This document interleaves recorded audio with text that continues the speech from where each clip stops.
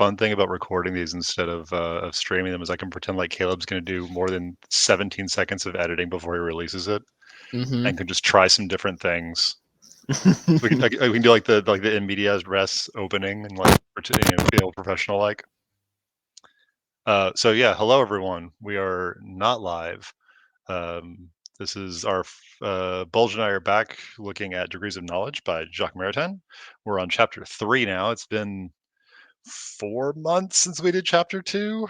Took a bit of a break there. How you doing, Bulge? Uh-oh. Did we lose you? I'm not getting any sound from you. Sorry, can you hear me now or no? I can hear you now, yes. You sure? I mean, I think so. Okay. No, because this headset is very old, so I'll switch to another one in case it's not working properly. But it has a better mic when it works. This is exactly why we're not doing it live. Again, Caleb's going to edit all this out. It'll be great. No one will ever know.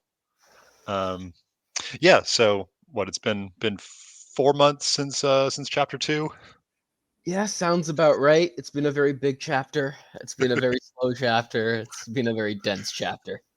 I think we finally sort of kept pushing each other. Okay, we got to finish. We got to actually set a date, and that was about a month ago. Like I remember Easter, we're like, hey, we'll do it the week after Easter, and Yeah. then we like actually we need to reread all of it again. I'll say like this is there's I'm really excited for the rest of the book, absolutely, but this was the chapter I was sort of most looking forward to, because I think this is the one that for me gets most into the weeds of Thomistic epistemology, Yes. and the thing that I love, and I'm sure we'll talk about this plenty, is he spends so much time just dissecting what is wrong with modern epistemology. Like he um, And some very takes a poignant. hatchet to idealism for 20 pages or something like that, on and off. Yeah, what's interesting is he calls pretty much all of modern philosophy, and modern I'm using in the technical sense of everything since Descartes, since that's the Mhm. modern period of philosophy. He calls it pretty much everything from there is collapses into idealism, and everything from Descartes forward. Everything that starts with the act of knowing as the first knowledge, or as the first principle of knowledge, instead of the thing, is what he takes to be idealism, essentially. Mhm. Yeah, so the definition I've heard previously is idealism is thinking that the first thing you know is your ideas, is that you think you know ideas primarily, and then at best you know other things after you know your ideas. Whereas realism, and I think Maritain coined the term critical realism. I'm not sure, but he refers to the Thomistic epistemology as critical realism. He But realism in certainly general is, like go ahead. he coins it because he spends quite a bit of time defending it in the beginning. Hmm. But realism being the epistemology where you know things first, that what you know is extra mental things, extra mental objects. Um, See, I guess we can get into it. So it's chapter 3, critical realism. 1, critical realism, creative naming convention here. Mm-hmm. Your thoughts before we start diving into the text, Bulge. Uh, it's a very dense chapter. It deals mostly, I guess if I had to summarize it in one sentence, I'd say it deals very meticulously with the nature of abstraction. That's the theme of the chapter. He's really, really, really focusing on how abstraction works. If you that's kind if that realization on my rereading today helped me like put a lot of things together. And I think you kind of have to do an epistemology well, because if it, as I think he'll show pretty convincingly, if you don't really understand what abstraction is, you end up drawing some absurd conclusions, and you end up with some of the very strange parts of modern philosophy or modern epistemology that we have that just sort of go off the rails a bit. Yes, So, very much so. And he, I guess, should we just start with any? Actually, what are your general thoughts as well before we move into the chapter proper? like I said, I love, like I had read some things related to Maritain. I've read some people that had read Maritain that had written a lot about this sort of thing, and so I knew this was coming and had a general sense of what it was going to be about. Um, I think it is, like you said, quite dense. Um, the his prose switches paragraph to paragraph between just stunningly beautiful and articulate and just, move you to tears, Mhm. to I need to read this 3 more times. I think he's just being pretentious. With Yeah, there are certainly moments of that where it's very academic, and he assumes there are parts where anyone I could send it to anyone, and they would kind of get it. Like, there's a part later on, which I mentioned in the pre-show, I suppose, where he talks about the metaphysical meaning of the nature of the first person, second person, third person, and it's beautiful. You can send it to anyone, and I think you could read it and like it's fine. Like remove like 5 words which are technical jargon and it's fine. You can send it to anyone.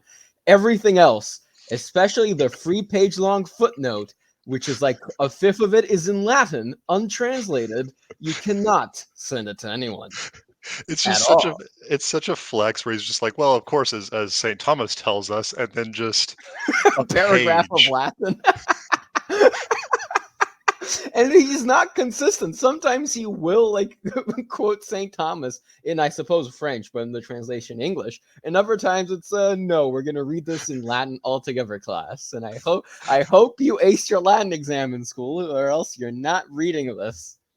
And I also, so there's enough. He's talking about modern epistemology, and for those not familiar, epistemology is the philosophy of knowledge, of what we know, how we know it, Mm-hmm. like the means of knowing, and what it means to know. So if you're going to deal with modern philosophical thought, you have to deal with some Germans, and so he also has a couple of footnotes that are entirely in German. I found, so just I'm a little bit better with handling, but it's also just you were just trying to embarrass anyone that is not a Renaissance man from 100 years ago. Yes, and some most parts especially seem to me, and I think I realize this. Maritain has certain books which he writes for popular audiences. I think Free Reformers is for popular audiences as much as it can. Sometimes it gets into this territory, but never as bad as this. Hmm. This I think was clearly intended for other academics. I think he's clearly in dialogue with other philosophers of his time throughout this book, and he's not writing this for a popular audience at all. Yeah, did you say you found something recently that was by him that was had similar scholastic ideas, but was more sort of more popularly oriented? Yes, it's either introduction or history of like 19th or 20th century scholasticism, where it says it's a history, but half of the book, and it's not a very long book, but half of the book is first half is just going over the basic scholastic principles, assuming you don't know anything. So maybe it's academic, but from what I skimmed, it assumes you don't know what a form is. It assumes you don't know what scholastics mean by matter. It assumes you don't know what substance is. It assumes you don't know that soul is a substantial form. Whereas here, when he says soul or form, he doesn't say in the chapter, but it would be an equivalent to when he says soul. He assumes you understand it is a substantial form. He assumes you understand what he means by substance and form, and he assumes you also know what he means by universal. Hmm. He's not going to bother to say a universal is this, and it's this idea in the mind of God, and so on, that is present in all things that exhibit this particular nature and have this essence, and so on and so forth. He doesn't really set that out. He assumes you know, and he's in dialogue with other people, other philosophers who know, and trying to get clear on the theory of knowledge. So we'll just let you fill in the gaps when we hit some classic terminology. Well, not for epistemology, for that's my weakest area, and that's why we chose this book to remedy that. And it's helped a bit, but not much so far. It's helped actually quite a bit, but not the technical jargon wise. I understand a lot more, but not the technical jargon. Okay, so let's go ahead and get into the text then. Mm-hmm.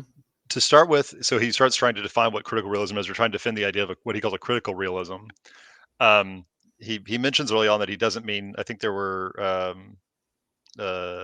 Europeans at the time that used critical as well to describe their epistemology, and he tries to distance himself from that as much as possible, Yes. claiming that his is a true critique of knowledge. Unfortunately, I think the battle's sort of been lost for the word critical. It sort of just Yes. means It's it means right now. It Marxist at this has. point. It um, means not good. It means bad. That's essentially what it means. It's become a synonym for not good philosophy, is mhm. what it's become. But his defense, I think, is interesting. I have it written down. If it's page 78 of mine, it Sure. would be, I think, 82 on yours. Intelligible being and the self are given to the intellect together from the very start. The being, italicized, is given in the foreground and upstage. The self is in the background, behind the scenes, as it were. It is only with the mind's second movement, in the reflex intuition that serves as a starting point for critique, that it moves to the front stage. So critique is this reflex intuition. It is the looking behind, but it's not the start of knowledge. The start of knowledge is, well, the object Knowing. that yeah, it's knowing. Yeah. It's the thing. It's not you. He comes back to this later, where I might actually just talk about it now because it fits Sure. with this defense. Demanding his second light before. Let me see the full quote. But the first act of reflection shows that the person made his choice. Yeah, it's okay. So he makes the point that the person who has made his choice against nature in demanding a second light before following the first light. So the second light would be looking behind, but the person who starts with the ideas, that starts with a knowing subject like Descartes, just trying to look inward, you're demanding a light on your light, that is, on the intellect, on the act of knowing. You're demanding an act of knowing about the act of knowing, which leads to absurdity. He says it's if you choose to do this, you have chosen absurdly. For if you do this, you would fain start with what comes second. It can only come afterwards from the first act of knowing a particular thing that is extramental. If you just start with mental reality, then you end up in an infinite regress. I think he says this even later on.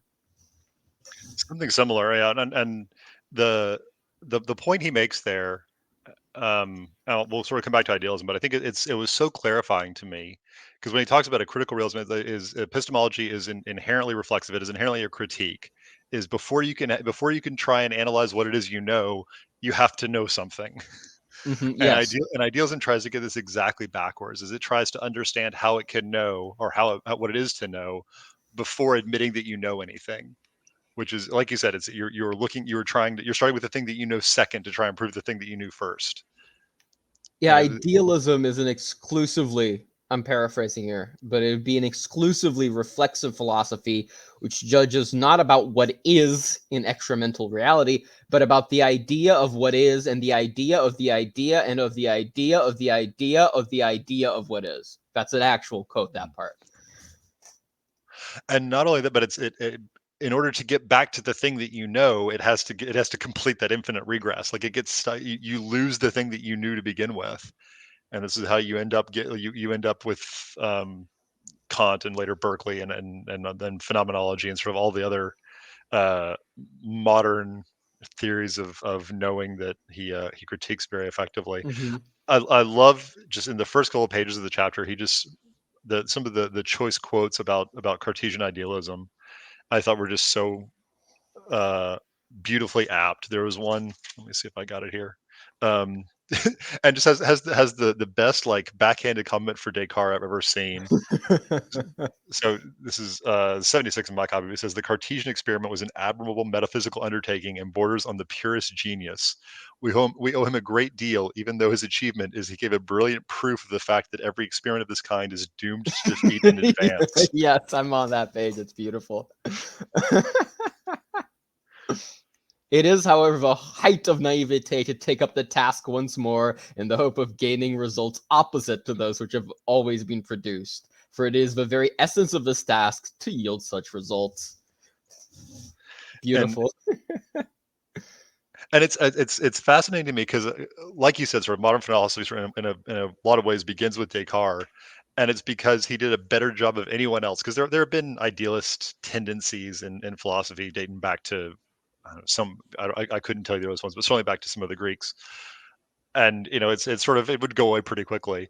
Um, but Descartes, because he was absolutely brilliant and contributed so much in so many other areas and made his system fit into so many things that just sort of worked, even though I don't think clearly he didn't really understand why that it was able to catch on the way it was. That he did idealism better than it had ever been done, enough that people actually still kind of buy it, even though before Descartes, if you've gone back to the time of St. Thomas, and he mentions this is the sort of naming of critical realism owes itself to idealism. Is before you Yeah. have people actually insane enough to believe idealism, you don't bother naming critical realism. You just say No. this is Yeah, proper exactly. thinking. He even This is sense. Yeah, he even says that realism is lived by the intellect before it is experienced by the intellect or lived before it is named, before it is Mhm. known. It's just what you do, and then on this reflexive critical action, which you think back on what you're doing, you realize what it is you're doing. Otherwise, you just do it.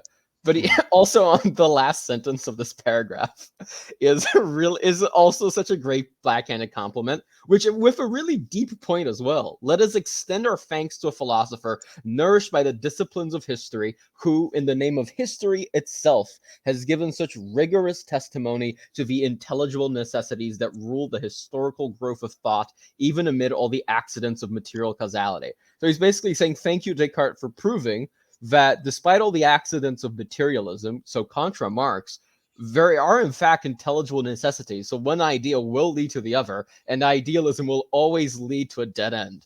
So thank you for proving that, which is just it's just an amazing quote. That's essentially what he's saying. Oh, it is absolutely beautiful. Um, so I'm looking ahead a little bit. Anything else you wanted to say on his introduction to idealism or Descartes?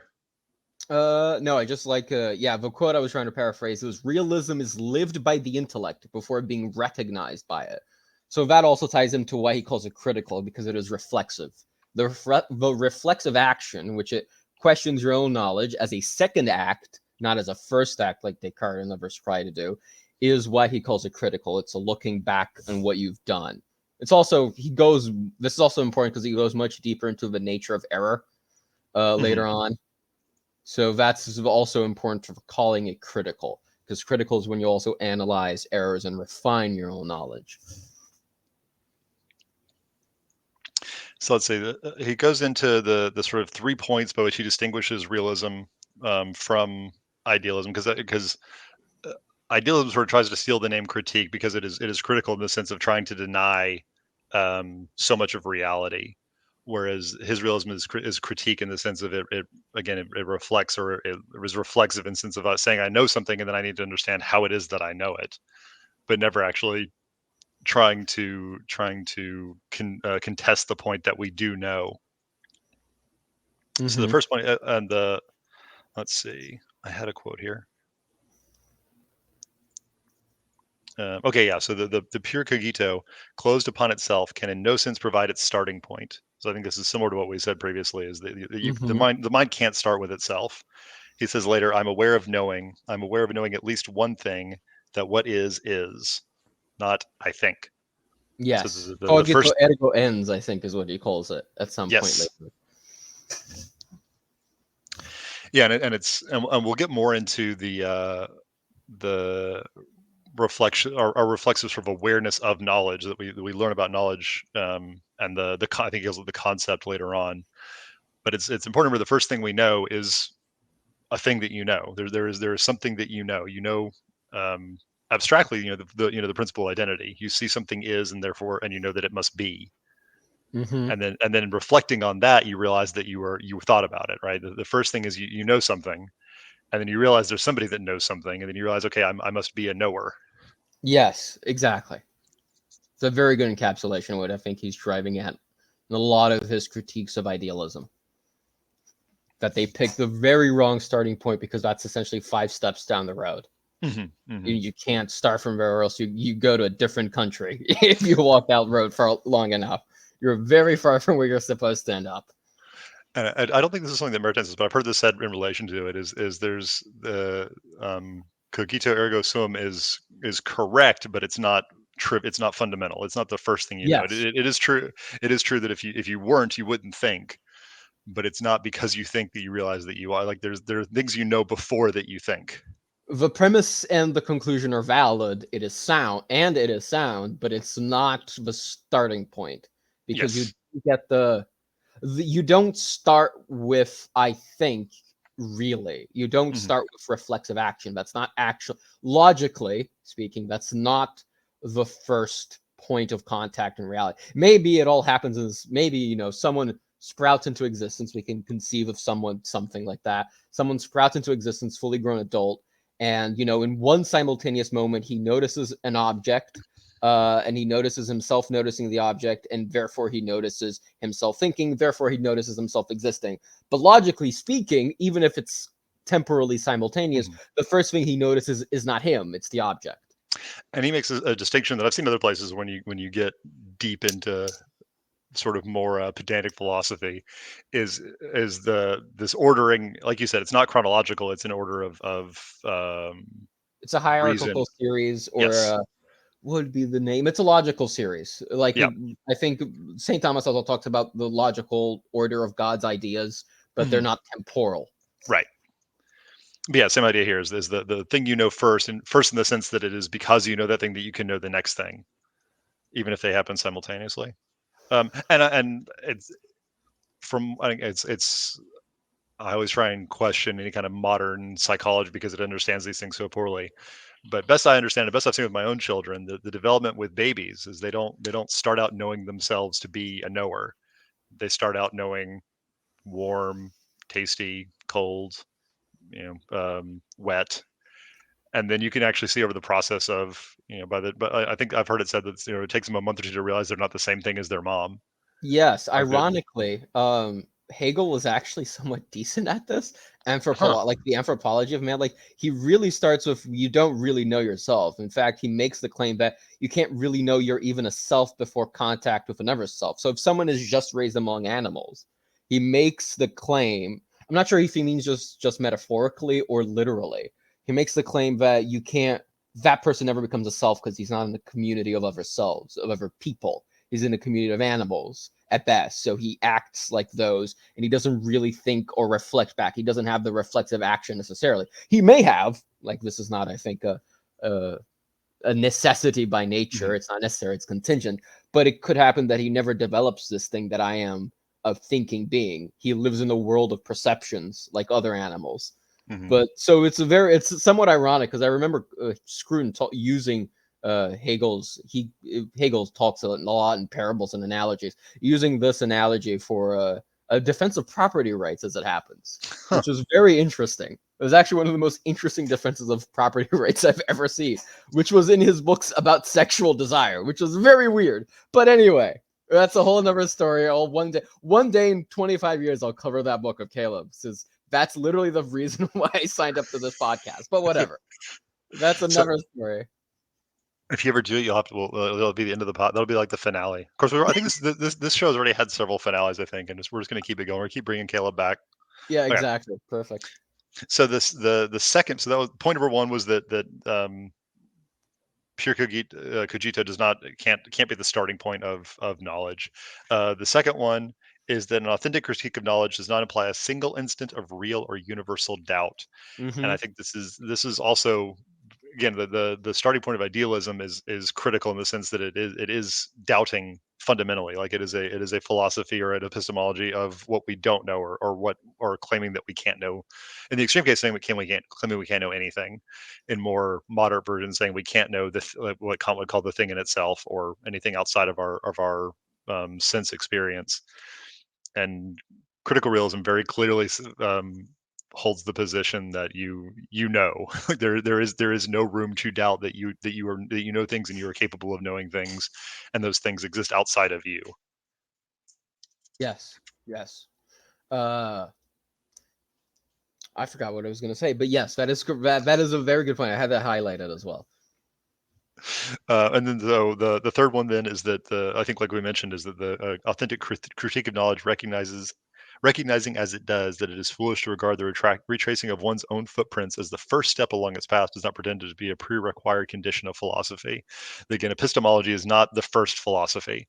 Epistemology is not and cannot be the starting point. You can't reflect upon something before there being something to reflect upon. Yes, exactly. Phaser also makes this point at the beginning of scholastic metaphysics that really the first philosophy is metaphysics, and then you kind of go on to epistemology.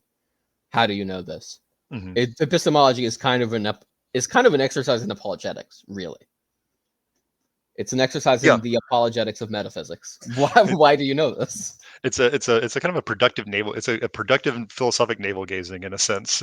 Yeah, in a sense, it is exactly that, which is why a lot of philosophy has become very very decrepit because it's because it becomes navel gazing. Uh-huh. If that becomes your primary concern.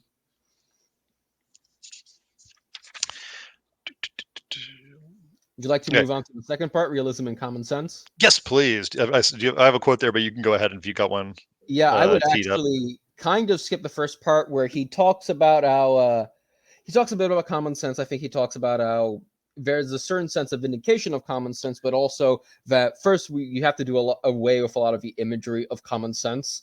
I think he calls it, Mhm. uh, where it's very spatial, and these things aren't necessarily spatial. Like there's no sense of the coordinates of the soul exactly. Like where is the soul? It's not. Mhm. It's immaterial. You can't because it's immaterial. Like where is God? Where is angel? Where is Archangel Gabriel? Where's Saint Gabriel or Saint Michael? Like that's a nonsense question. It's not even Mhm. wrong. It's just nonsensical. So you have to do a lot away with a lot of the imagery, but also it vindicates common sense in many other ways. So that's what I have to say on the first part. I'd go on to the second part, which is truth, where he goes on the nature of truth and error, which is very, very interesting. Mhm. So, and I'll add to that real quick because there's a nice quote there. You mentioned so two things that he says. One is he mentions that for Thomas there's a complete solidarity between common sense and philosophy. Is that the and I think we mentioned this in the last episode. If not, we mentioned it somewhere else. That we were doing a podcast, I think, but that Mm-hmm. Thomism really is just is common sense refined to like its most perfect essence. Is that it is everything that can be derived from things that you already know if you just think about them with the clearest mind that's existed for 1,000 years. Mm-hmm. If you have an Aristotle or a Saint Thomas to ponder upon it. And the other, like you mentioned, is that the issue with common sense can be that we make it too concrete. And he even gives the example of the common sense would tell you that the sun goes around the Earth, high and low are absolute determinations of space. Yes. People on the other side of the world are upside down, Mm-hmm. and that we do have to we have to distance ourselves from that very physical, or I think he calls it I don't even know how to say this word, Imagery. Yeah, imagery imagery. that can sort of not corrupt, but can infect common sense. It can lead you astray if you take it too Mhm. literally. Let's put it like that. He mentions right at that, it mentions sort of two different definitions of natural when we talk about sort of natural reason. And one is natural in the sense of we are rational animals, and therefore it is natural. Our intellect is naturally right, agile, intuitive, points towards being. But there's also natural in the sense of it's exposed to the problems that we have of being fallible creatures. That as Saint Thomas rather famously said, the human intellect is the lowest of the intellects. We are the Mm-hmm. least on the scale of spirits. Is that we know most imperfectly of all the things that have intellects, and so therefore are prone to error. I think that might lead into your points on truth if you want to go ahead and jump to that. Yeah, sure. Uh, I think I'll read the first paragraph and a half Sure. because I only highlighted the second one, but the first one sort of sets up the second. So one of the very first scandals for common sense in this matter concerns a relation between things and the mind, the very notion of truth. Common sense thinks, and it is not wrong, what I think is what is.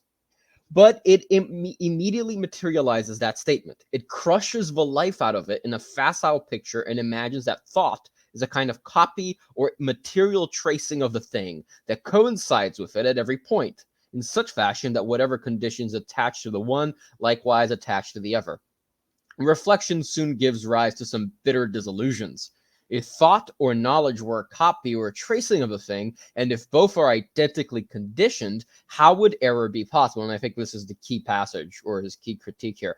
It would be absurd to conceive of error as the tracing of what does not exist. And this is my addition, because how would you trace it?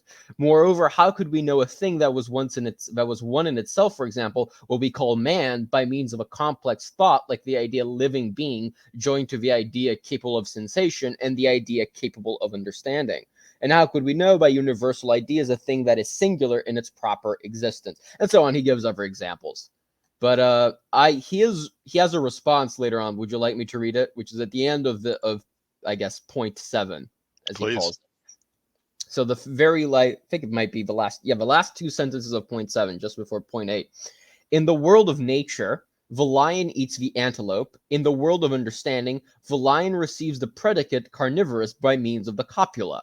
And the possibility of error arises simply from the disparity in the way things exist in these two worlds. That indicates that thought is not referred to the thing as a material transfer that coincides with its model. There is a gulf between the conditions or mode of thought and the conditions or mode of the thing. And then he goes on to say that there is a deeper unity behind it, and so on in point 8. So help us out here then. Then what is the nature or cause of error in this sense? It's I think how they exist differently, because there is a possibility of error. Because if it's a material tracing, you can't have error exactly, because it's almost material. It's almost efficient causality. It'd be either material or efficient causality in that case.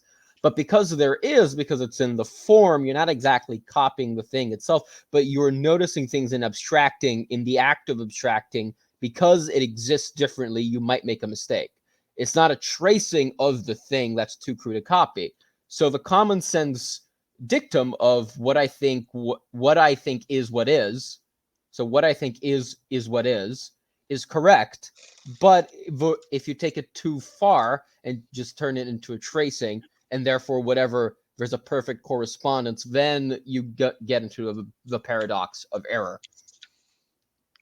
And I think so. I don't think we want to quite get into it just yet, but I think that does relate to his next discussion, which is on the idea of thing versus object.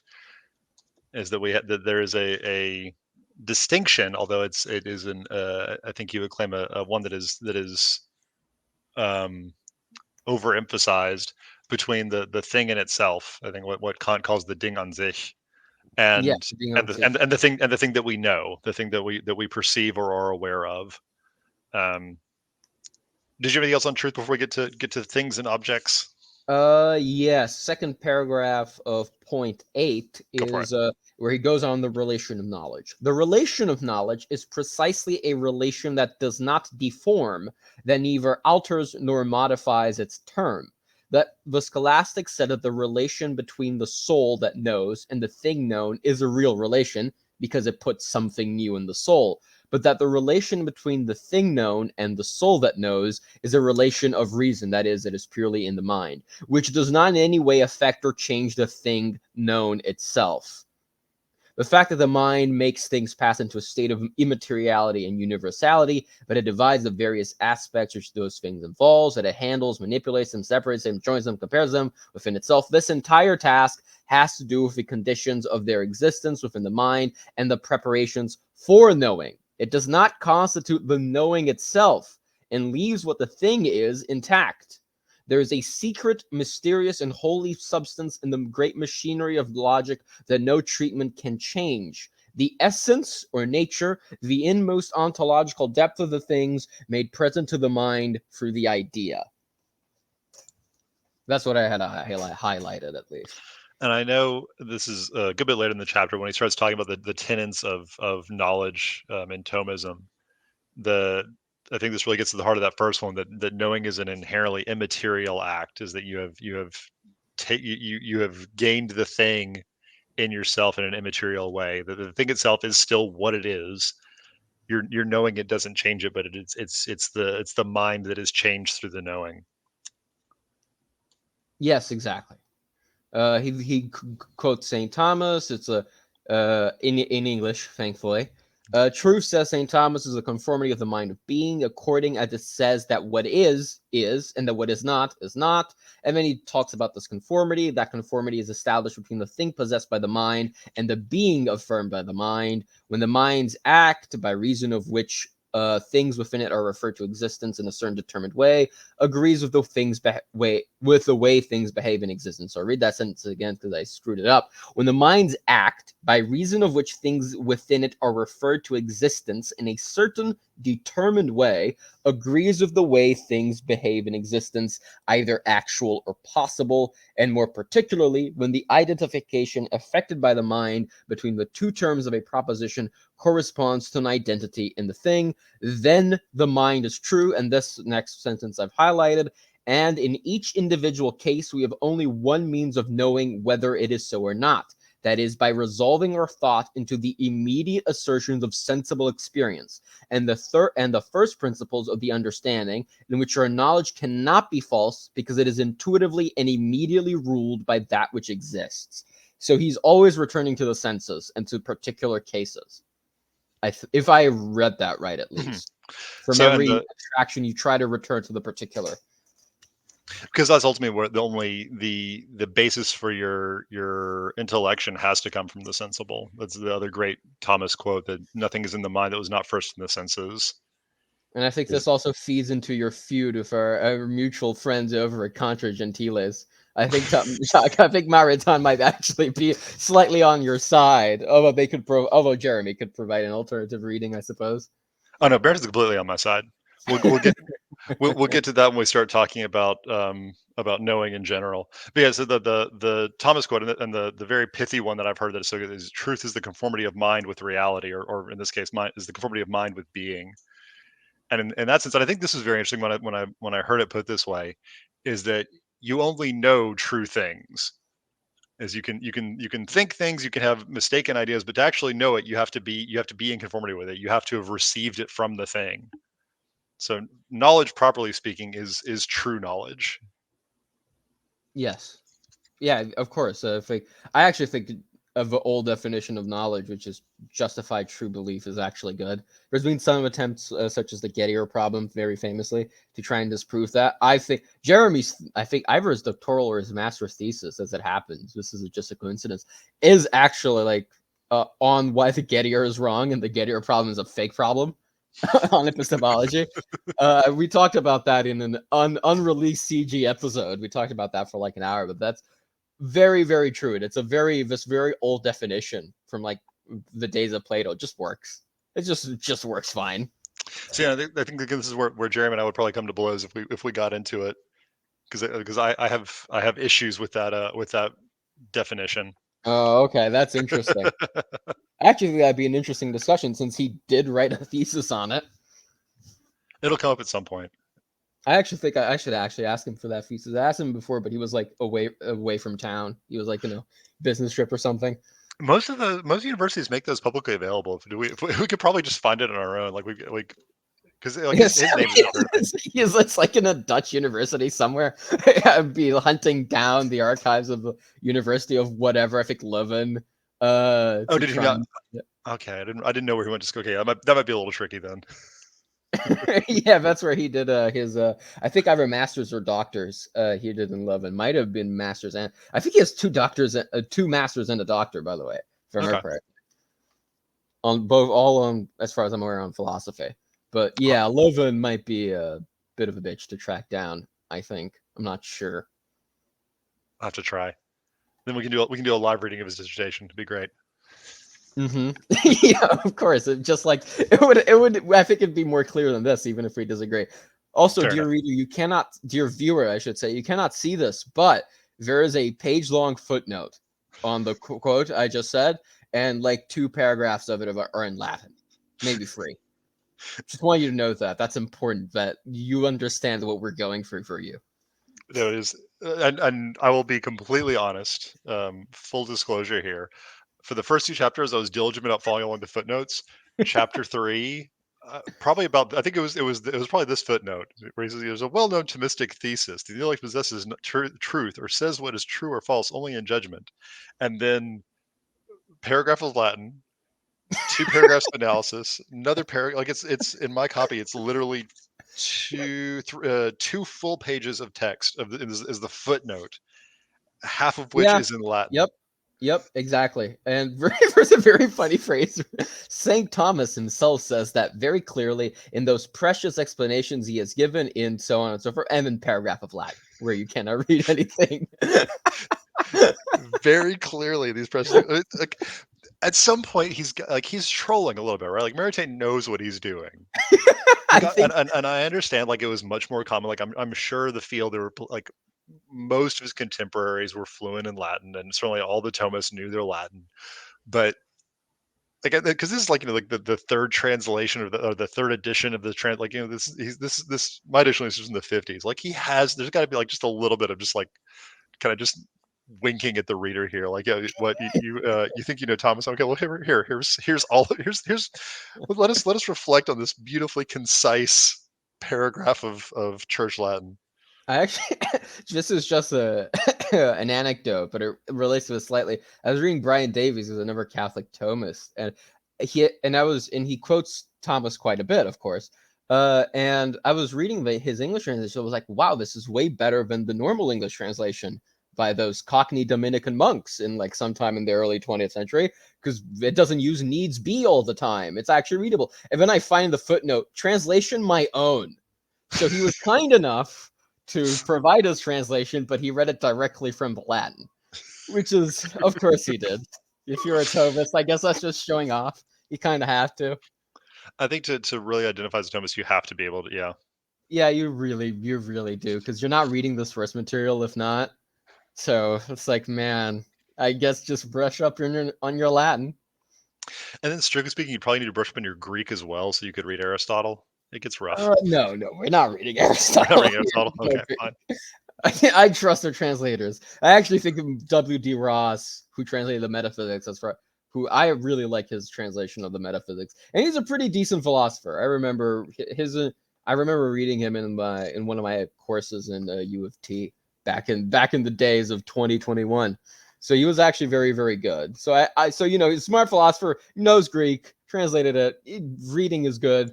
I'll take your word for it. It says what it says. I believe you. I'm not reading I'm not reading a whole book of Greek. Thank you. And then you just read the original for Thomas's commentary on metaphysics. So you need to read the original Greek and the original Latin, and the commentary in Latin on the Greek. Okay, thing and object. We're gonna move on before we get too bogged down. So Another whole page footnote, by the way, dear reader, is what start. There is one in my copy, one sentence, and then footnote for the rest of the page. Just making sure you know that. And Bulge went through all of it in meticulous detail. He got Google Translate up. He knows everything about all of these from the philosophy. Yeah, he's got all of it. Yeah. Anyways, We'll talk about it later. back to the actual text. Mm-hmm. And we'll get to this later too. Sorry, I keep hitting these tangents, which is appropriate because I'm going to talk about Maritain's tangents. One of the sections later on is literally he calls like a parenthetical. It goes on for 15 pages about phenomenology. Like digression on phenomenology. I'm like, oh god, no! It's like a third of the chapter. It's like 15 pages of this 50-page chapter is a digression. When I say that the prose here is just painfully French, this is what I mean, is that there will be parentheticals within parentheticals, within digressions, within asides, within a footnote. The footnote of what is it? The parenthetical, literally in parentheses, of a footnote of a digression. Just amazing. Yep. All right. So, anyways, thing and object. So, like I just mentioned, so the thing that we sort of sets up as being this real obstacle for modern philosophy is the distinction between what he calls originally the thing, which is what Kant calls the Ding an sich, the thing that exists extramentally, that exists without your perception of, that is without you being there to know it, and the object, the thing that is what he says set before the faculty of knowing and made present to it, the thing that you know. And then what he says is moderns take object as pure object. The object is separate from the thing, so that the thing that we know is not the same. It's formally not the same thing as the thing that exists. Like there's the thing that exists and the thing that we know, but moderns take them as severed from one another. Is the thing we know doesn't necessarily have anything to do with the thing in itself, the thing that exists. Mm-hmm. And he says before, I think just a paragraph before this sentence is our intellect's objects as such abstract from actual existence and in themselves involve only a possible existence. The objects of our senses as such connote, on the contrary, an existence in act and one that is grasped ut exercita, I think in exercise. So in act, I don't know. Because I don't know how to translate it, because I can translate it as a Portuguese, but not English. As possessed in the present moment, if it is a matter of the objects of the outer sense, or without temporal determination, or in a vague time, if it is a question of objects of the imagination. And then he goes on for other stuff like that. And then he talks about how the moderns get it wrong. that it's not an Yes. abstraction in the intellect, which involves a possible existence, and the contrary, the objects of our senses, an actual existence, in act, ut exercita, I guess, in Mhm. exercício in Portuguese. And I think this is also sadly mostly in the footnotes, so I need to go back and read those a lot. But he does bring up some important distinctions, or goes into some depth about sense knowledge versus intellectual knowledge, the things grasped by the Yes. senses and the things grasped by the intellect. Um, and like you said, that the thing that's grasped by the senses is there. Like there's something that is known, even if only in an image or in a memory. Whereas the you can have beings of reason. The intellect can conceive of things that don't actually exist or might or couldn't actually exist Yeah, I of think themselves. you also see that very much in Berkeley, who I think argued that there is no such thing as matter. That was all the mind, the operations of the mind, and that it's kind of God who guarantees that you experience and see these things and these relations. I'm probably doing a great disservice to Berkeley, but he's wrong, so I don't really care. Um, which is why he says that the object, that which is in the mind, is cut off from anything which has existence. So Mhm. it's an existence independent of my. So by thing, he means an existence independent of my cogito, my act of knowing, my thinking, an existence pointed in its own right before, posited, not sorry, so sorry, an existence posited in its own right before my act of thinking and independent of it. So it's extramental, it's exterior. Mhm. So he says the mistake of the moderns is to cut off this connection. And then he mentioned some of the various ways that people try and put it back together. Mentions Russell and Whitehead's Occam's razor, that we don't even need to posit that the thing in itself even exists. It can all just be phenomenological. Um, he mentions Husserl, who I think you said, like, Berkeley tries to put the thing just to be an extension, a part of the mind itself. So everything just ends up being. It's like we said at the beginning: is if you're in idealism, there's an infinite regression. You never get back to the real. So you Mm-hmm. just sort of keep putting things back into your head and putting back into your head. The And of idea of course, the idea of the idea of the idea of the idea of what is. yeah, and the idea that can somehow get you to the thing, like you've literally just obliterated the experimental thing, and then tried to have to reinvent it. I think Um, Descartes would try to reinvent it. I think a lot of the later idealists would explicitly try to eliminate it. I think yes, Berkeley's Berkeley is one of them. Berkeley is very much yeah, saying that it Berkeley. calls it naive to think that things actually exist outside of the phenomena. Yeah, I actually really like Wittgenstein's counter to that, which is very bringing it back to our buddies from Contra Gentiles. It's a very grand point. Wittgenstein just says that's not what we mean by stone. You can't just say a stone is a material. Stone literally means matter. It's the rules of a language game. You're violating it. You cannot express your thought within the language we have without sounding incoherent. Therefore, your point is incoherent. It's a really funny, like, linguistic turn of just saying your ideas contradict themselves in the language. They don't work. Shut up. It's a really funny point, which I think actually kind of works. Which is why a lot of like Anthony Kenny, who is was a analytical Thomist, is still kind of regarded as one, is Wittgenstein's literary executor. Peter Geach, Elizabeth Anscombe were both students, or both scholastic philosophers and analytical Thomists in their own right. PMS Hacker is a realist, at least he's not a Thomist, but he has realist sympathies, and he's probably the most famous Wittgenstein scholar. Even though Wittgenstein himself was not a realist, I think it's curious that a lot of his insights and analysis of language turn out to support realist conclusions. I think, for the most part, at least. The one thing that I'm finding I like more and more about Wittgenstein is, if nothing else, using the sort of absurdity of the systems of people's reasoning, he shows that they're self-contradictory.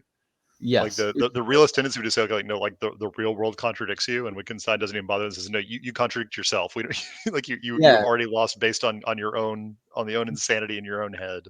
By the rules you're playing of the language game, as he calls Mhm. it, it's like you're contradictory. Like that stone, you learned as a kid, there's no such thing as an immaterial stone.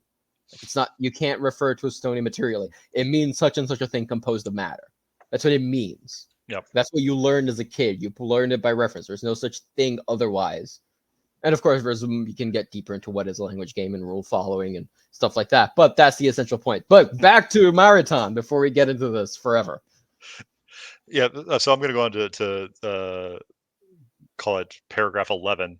And he's just finished talking about all the strange things that the moderns have done to try and reclaim the thing in some way. He says we must say that this is a basic mistake. Oh, this. Okay. Here we go. Philosophical reflection has neither to reconstitute the thing starting with the object as a necessary hypothesis, nor to suppress the thing as a superfluous thesis. Such a thesis is even self-contradictory. Philosophical reflection has to affirm that the thing is given with and by the object, and that it is even absurd to wish to separate them. And again, this is my cat's being obnoxious. Hello, cat. Yeah, I heard Um, it. and this is the he goes into, and I like this. He starts getting into some more pretentious terminology, but he Oh. refers to the, oh my goodness, cat, you're gonna be so annoying. Here, go away, go somewhere else. I know you want to sit in a lap, but you can't right now. Okay, maybe you can. But he talks about in a more Thomistic language. He says the thing is like the material object, and the object would be the formal object. Is that you've got is that they Yes. are the thing and the object are as inseparable as form and matter are in physical substances. Which I think is Is a that, very good analogy. yes, I agree.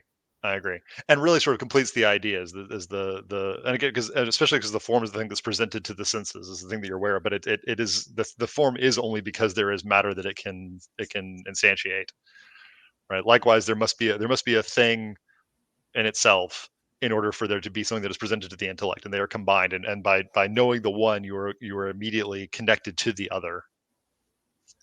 Now, Dr. Timpett, do you have anything before you explain the next paragraph to me like I'm 5 years old, or So should we get this over with painlessly as possible? I might explain it to you like you're 5, but I'm going to explain it to you like I'm like 7 or 8. It's like the older brother explains, so because I think I know where he's going with this, because like I said, he decides to start. He has very clear terms. He talks about the thing, which I think we made clear. The thing is the thing that is. It's excremental. It's not in the mind, and there's the object, the thing that is presented to the mind to be known. And it's like, okay, I get that. It's okay. It's like a material object and a formal object. Okay, yeah, that's a cool analogy. I understand about scholastic metaphysics. I know what material means. I know what formal means. I can make the connection. And then he decides to start calling things cis-objective subjects and trans-objective subjects. Now, for reasons of modernity, you may imagine that trying to Google the etymology of trans and cis is not actually that helpful, as you may imagine, for obvious reasons. And so the only non politically loaded uses of those prefixes that I'm aware of are like chemistry ones, where you have like trans fatty acids versus cis fatty, like it's like a like molecular I didn't even know that. configurations. That's interesting. Yeah, like a I was trans fatty acid is there's also cis as the other kind of those, and it has to do with the way the molecules are like I was ordered thinking and of rotate those sort of things. screenshotting this paragraph and posting on Twitter, just saying trans marathon and never addressing it again. But is it just really bad scientific jargon? I think he is taking this from physics, because he says he's specifically using scientific jargon to try and be more precise. Not even Which side. So let me read this, because I love yeah, he calls it the jargon of pedantry, which I think is just I think sums it up.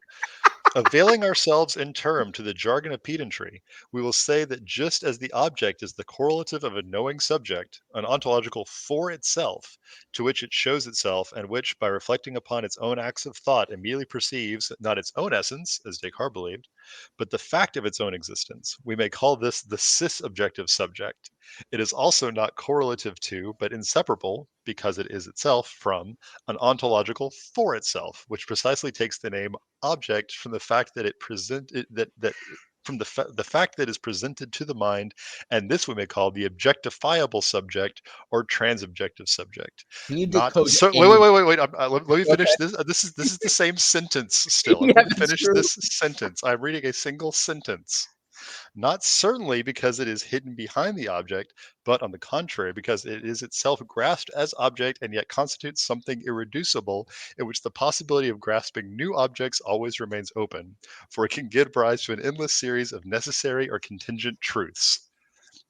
That's one sentence. And there is a, let's see, there were 3 parentheticals. There are 2 little clauses set aside in M dashes. Yep. I think Mm-hmm. 4 different quotes, 4 parentheticals. Is there 4? Yeah, I think Okay, so just to give you a sense of what we've been trying to trick, because when we wanted to do this podcast 2 months ago, this was the paragraph where Bowles is like, okay, like I got here, and I you're gonna have died. to handle this. I just he managed to annihilate all my previous understanding so far in Because this like I said, amazing paragraph. and not again, not paragraph, because I didn't realize until I started that that was a single sentence.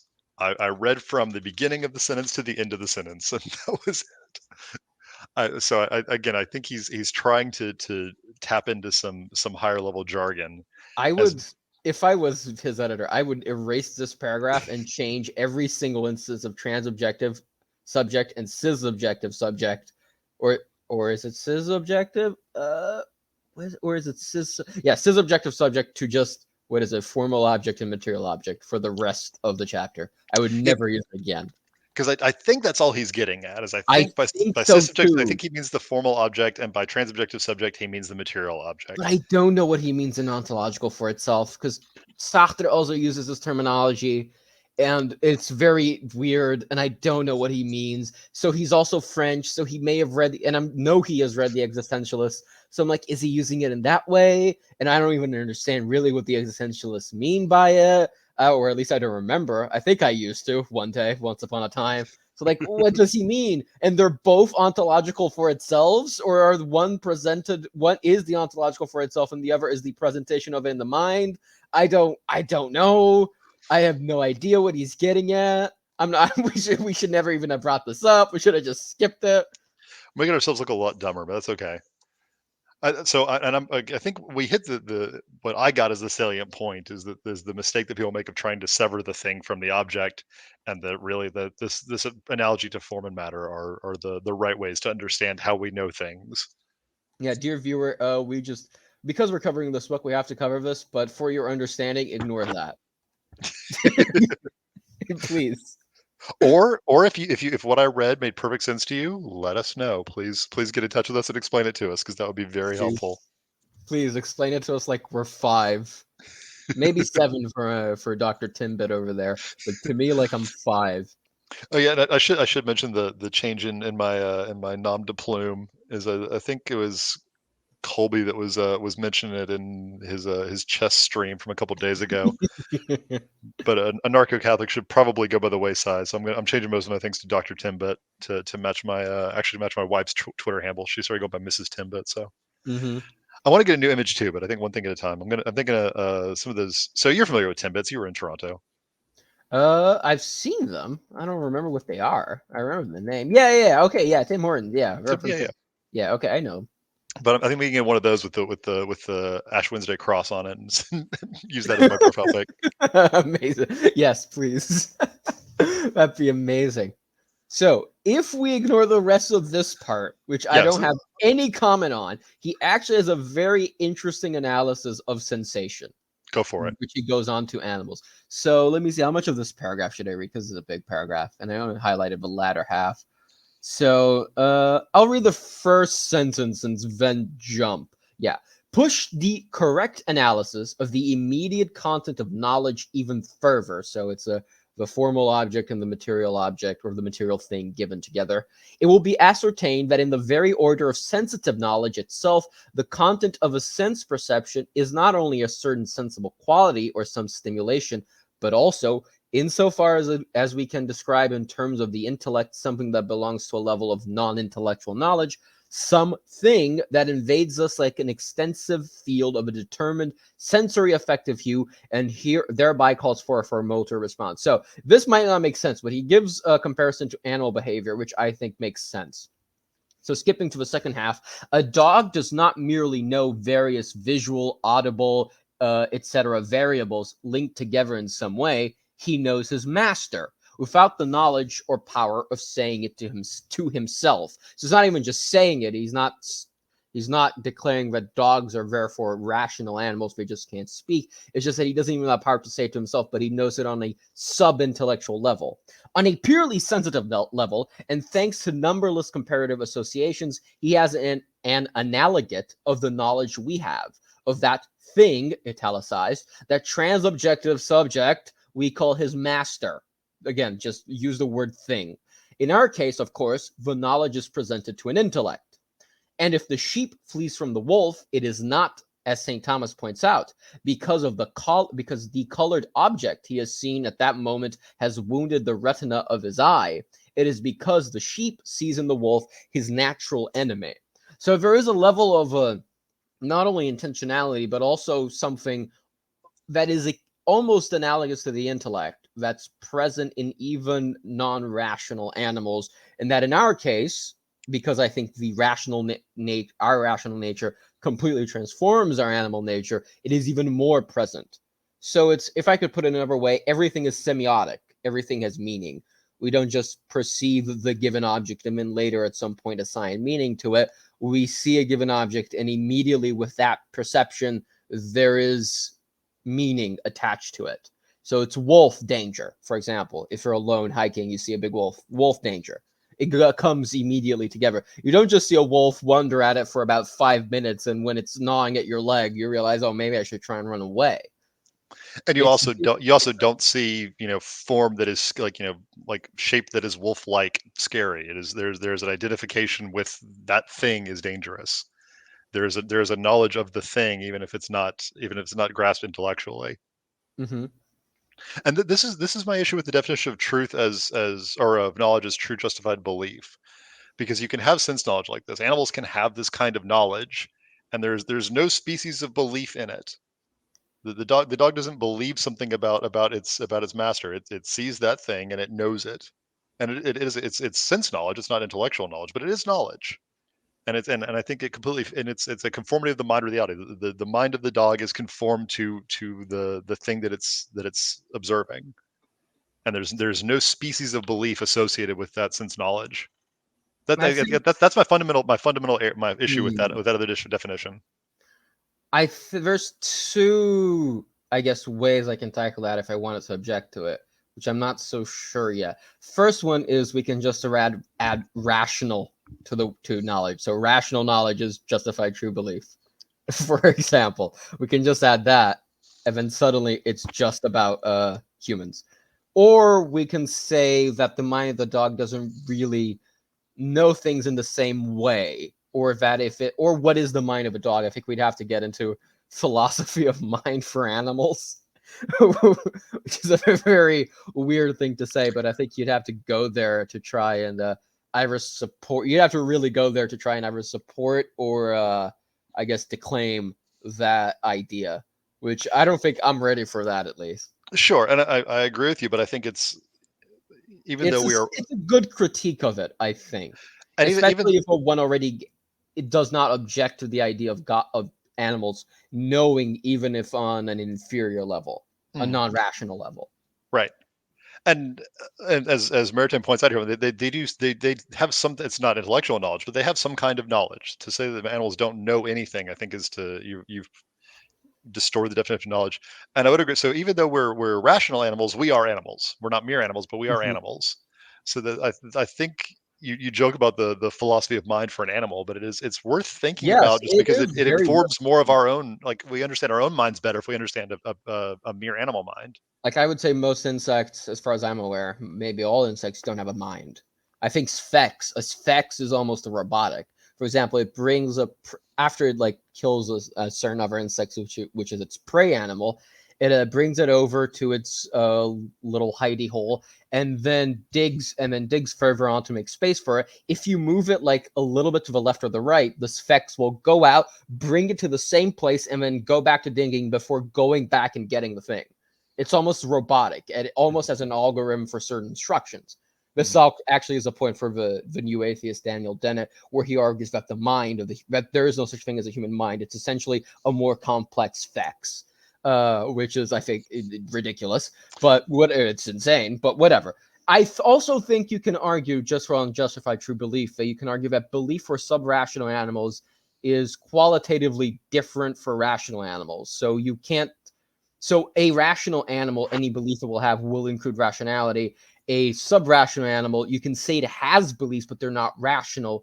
Therefore, trying to search for a rational belief in it will not yield you any result, even if it has a mind, because you're searching for what we have in an animal that does not have one of our qualities. You can Mhm. also go on that I think that's a decent objection, or at least a prima facie, that's a decent objection before we really delve into animal philosophy of mind. No, that's very fair, and sadly outside the scope of what we're talking about Very now. much outside. But yeah, but since we brought up the animal knowledge thing, that just reminded me of what my big issue. I think I hashed this out with Grant at some point and came to verbal blows. But anyways, Mm-hmm. um, so we have just for your knowledge and for our wonderful viewers, we've reached the section because again we've been reading this chapter for the last 4 months, different parts of it.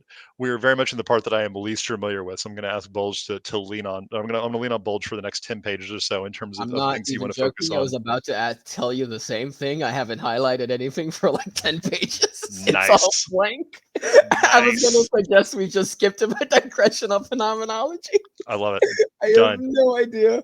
done. Actually, you know what? I'll just read the last paragraph before he goes digression of phenomenology. Let us make this point once more. Realism and idealism are not transcendent. There is no higher position that goes beyond and reconciles them. A choice must be made between the two, as between the true and the false. Every realism that comes to terms with Descartes and Kant shall see one day that it bellies its name. Good little ending. Good ending. You'll just have to take our word that he justifies this in the previous pages. I know, I'm remembering now because this is what he gets to. Is there's I think uh, sadly probably still very much in vogue, but there's sort of a neo-Thomist thrust that was trying to incorporate idealist thought into Thomistic metaphysics, or tried to marry the two ideas together, and he flatly rejects the idea that such a thing is possible. Is and rightly so. If you understand what he means by realism and idealism, either you know things first or you know ideas first, and if you try and make it the one, you can't turn it into the other. And the Yeah, the the the, this the is compromise between the two, ultimately you end up being an idealist, is you can't be realist and try and start in your head for the reasons this we've already talked about. yeah, this is not to say that you shouldn't read Kant or Descartes. I think he makes the point. He gives a great backhanded compliment to Descartes, which is really it's almost the historical reflection. Descartes is the historical reflection which allows for critical realism to happen. And I'll idealism. make the point that you shouldn't read Kant, but go ahead. And I do think there are certain insights of Kant and aesthetics that are actually very interesting. But anyway, moving forward, digression on phenomenology. I have a big thing highlighted here, which I'm not even. I'm almost saying we just skip everything, but unfortunately, I did highlight this, Hit it, hit it. and it is like 15 pages, so I guess it is important. His digression, yeah. So, should I read, or you have Please any? go right. No, go right ahead.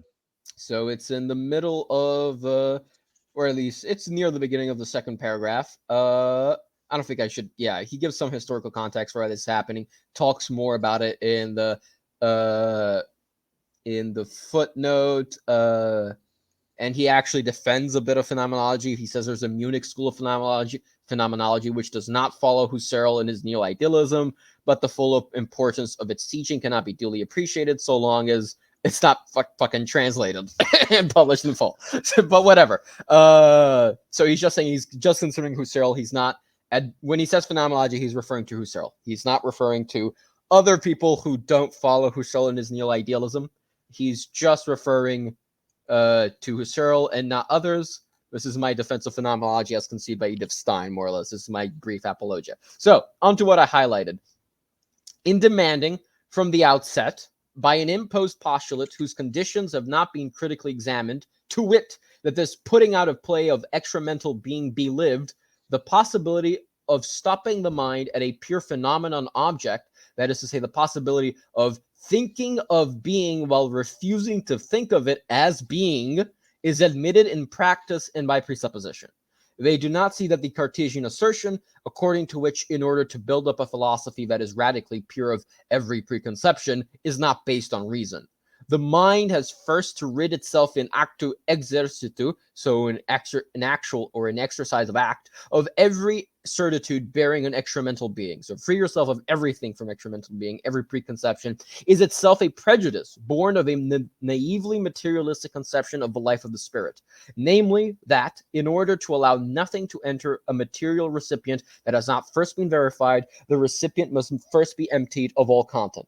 But because the power of knowledge and self-criticism of a complete return upon self is the mind's prerogative, the mind has no need of really emptying itself of its own certitudes in order to verify them critically.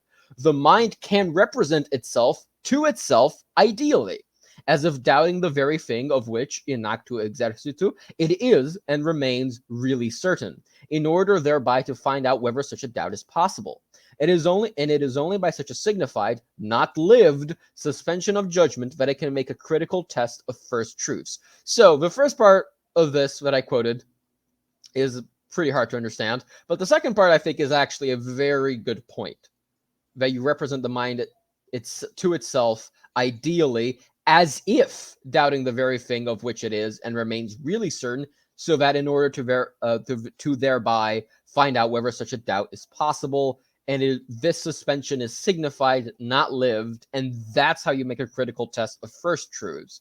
It is only because it is capable of a perfect return upon itself that it can undertake a description reflexive of its cogitata as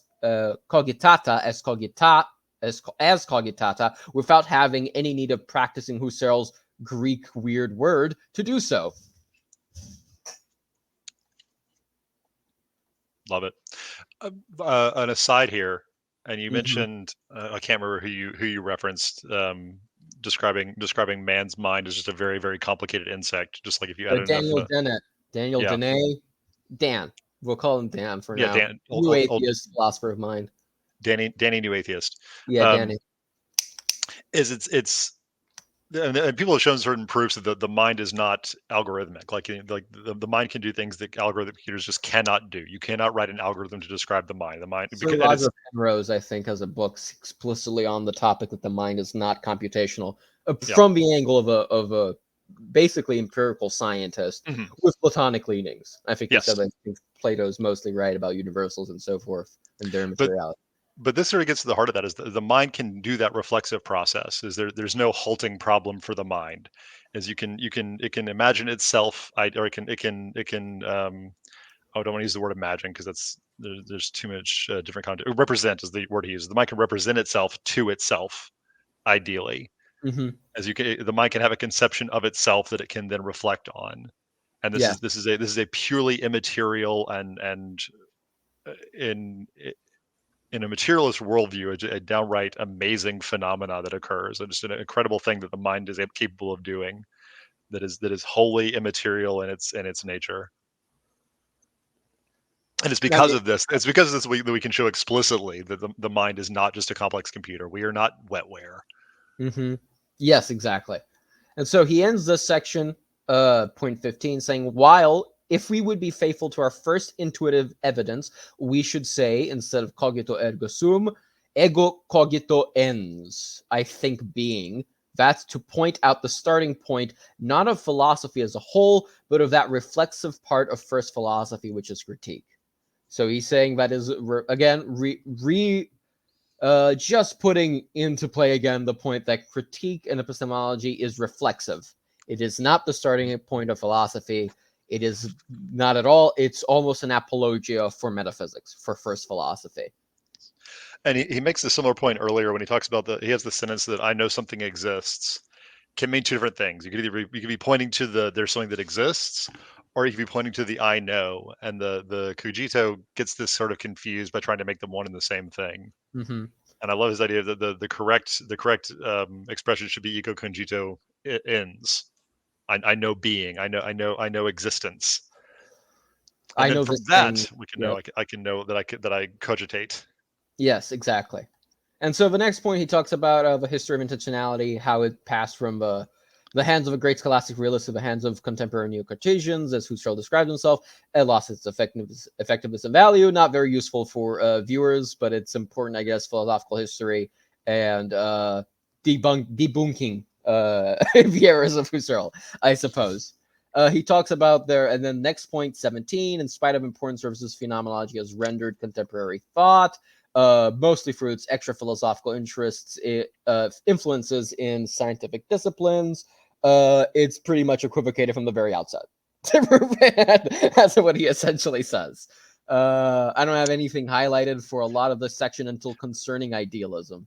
So, and I'll point out is that because we get again, he starts the chapter with high praise for Descartes and showing that he gave it the idealism for the best shot it could have, and ultimately concludes that he also showed that it fails. But we see from that sort of there was certainly brilliance in Descartes, that over the next 200 or whatever years it was, that the it just gets more and more absurd as if you take those idealist principles in their face value and you really try and incorporate them into a more coherent or cohesive worldview. You get more and more insane things where Kant ends up saying, well, we can't know that the thing exists. And then you get Bergson saying that it's naive metaphysics to think that there is something outside the mind, that that the idea that the real world exists has become naive. And it's because of it's the same postulates, it's the same ideas that Descartes puts forward, but actually trying to live them, you end up saying these, you have this absurd philosophy that that you see very often with people that have read a little bit of these things. I think a lot of the we mentioned new atheists previously. Like a lot of the new atheist movement has so much owes so much to these kinds of insane ideas where they'll end Hmm. up just saying, well, we can't know that, or like, not only can we not know that things exist, it's naive for us to think things exist because we can't know that things exist. Yes. And and it's there's a reason it takes 200 years or 300 years to get from Descartes to this. Because if you tried to start with Bergson, if Bergson had been a student of Descartes, no one would have he would have been ridiculed. Hmm. But you sort of add error upon error, and you let this sort of poisoned root um, germinates and grows and grows and grows, and it takes a while to see just how horrible the thing you started with is, until you have people saying insane things and being taken seriously. And Hmm. I hope it's, unless you're just, and so many people are, unless you're just steeped in this idealism. If your claim is that I can't know the world exists, and I can't, and since I can't know it, it's absurd to assume that it exists. If this is your stance, I'm going to call you insane and say that your philosophy is not suited to task and downright dangerous and absurd. Yes. Do we skip to the section concerning idealism? Go for it. Uh, Philosophers imbued with Cartesian principles call every authentic realism a naive realism.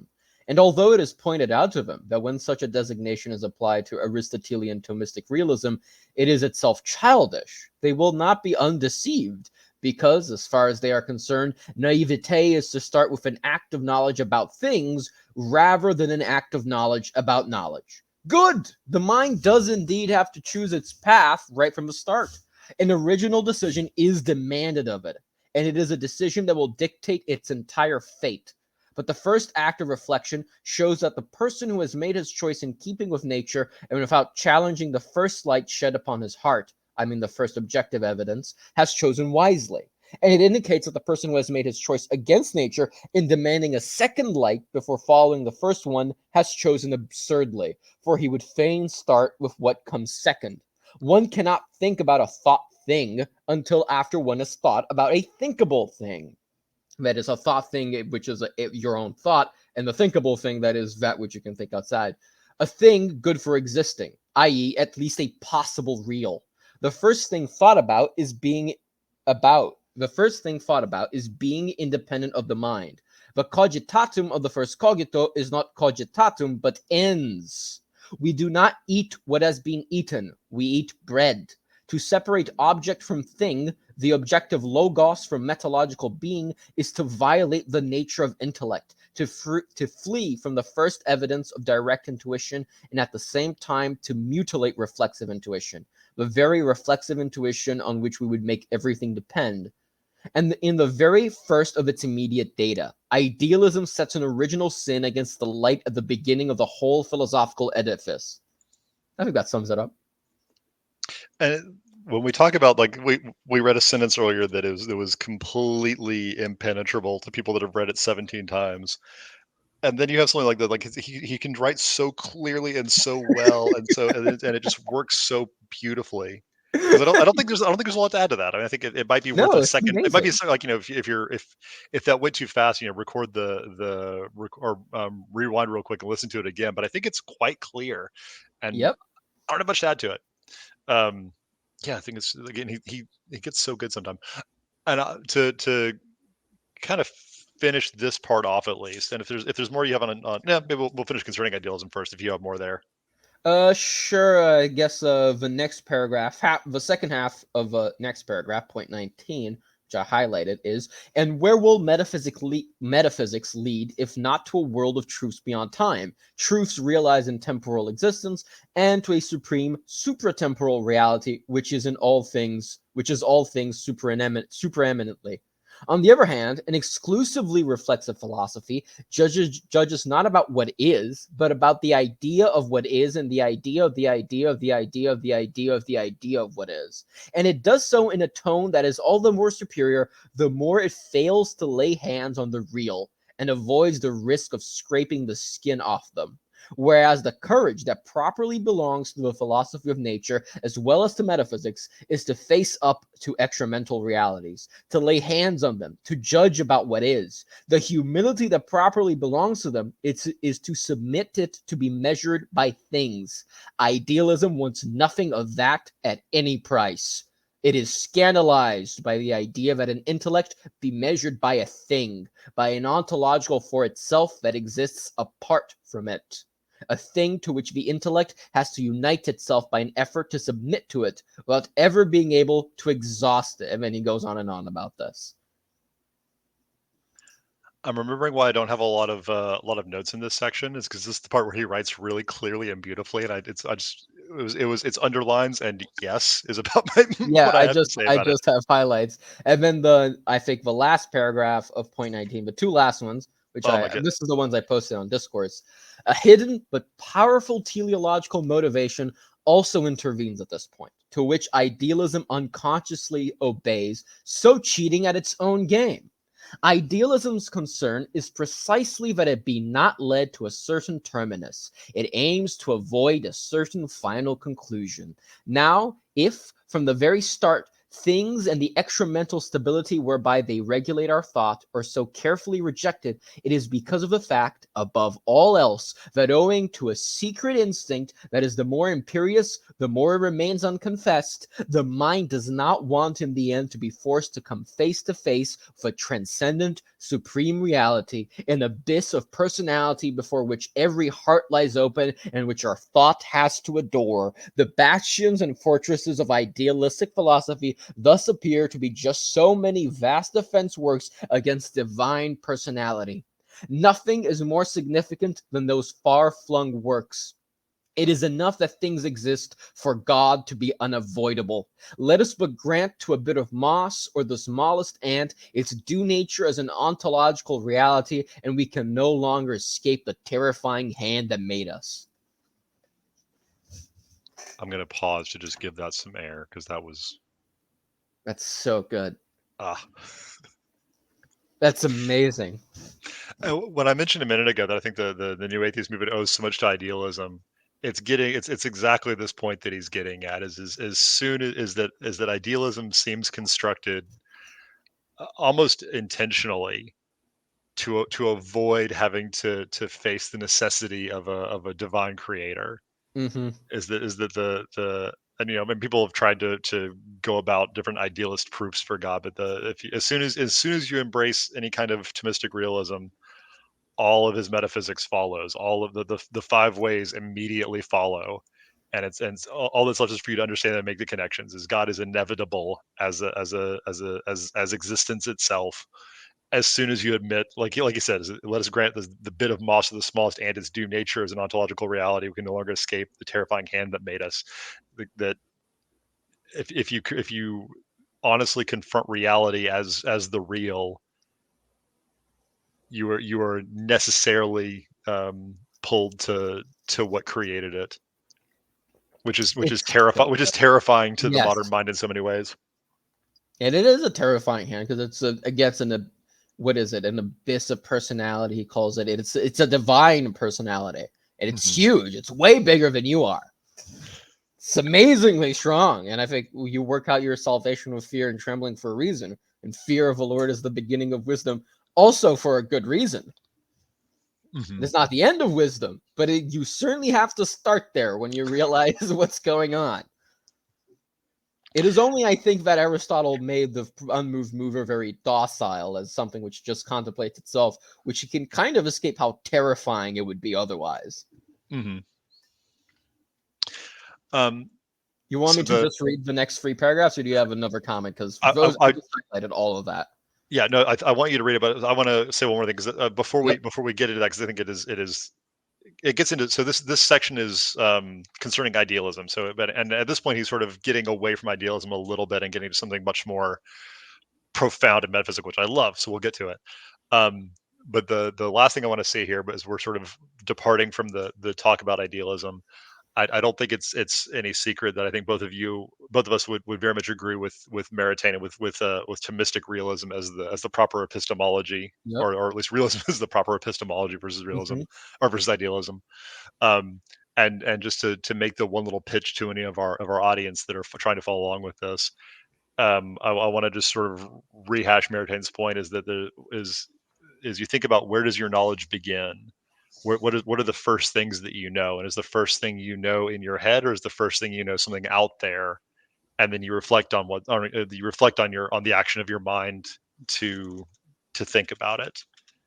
And that's and once you make that decision, like you said, there's the sort of wise decision where you end up and you have the real world and it exists, and then you can reflect on it and everything falls just fine.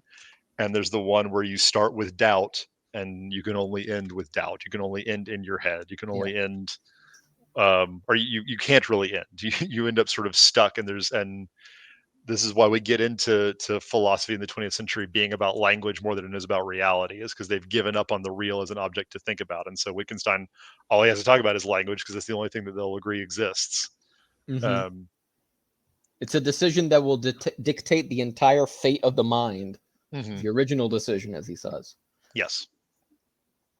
Okay, yeah. So please go on to 20, because Yeah. yeah, like I said, this I'm remembering just how much I didn't make notes in this section because I was just enjoying reading it too Yes, it's much. so good. Point 20 is worth going for the transobjective cis-objective bullshit earlier. It's so beautiful. These are just free. These, I say just free, but these are relatively short paragraphs. So buckle up, reader. It is still free paragraphs. In this connection, the definitions of the humblest grammarians take on a singularly deep meaning. The first person is the one who speaks.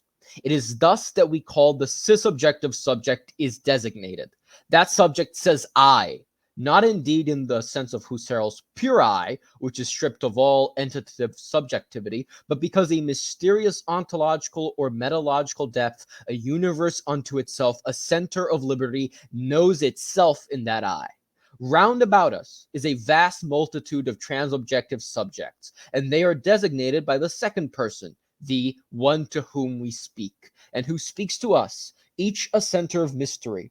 The second person is also rich in a certain ontological or metalogical depth, and is one who, in the relation of I to thou, wants to be treated respectfully and lovingly. Thou spring, thou fish, thou sparrow.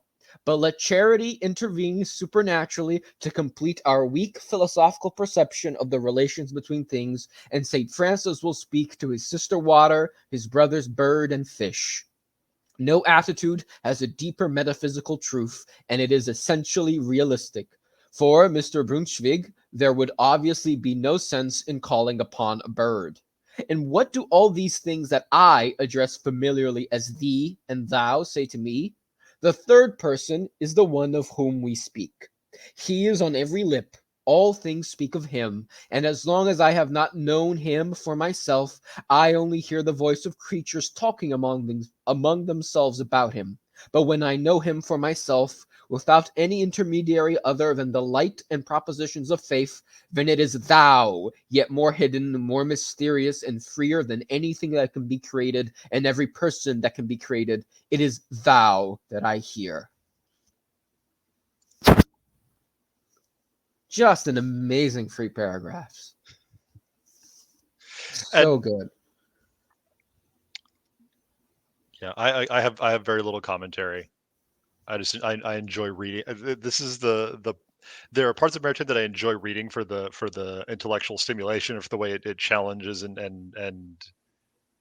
helps me understand. There's parts that I enjoy reading just because they're beautiful. because Just his and point. Yeah. beautiful in a very fundamental way, like beautifully written, but also that the content is it relates beauty to the reader.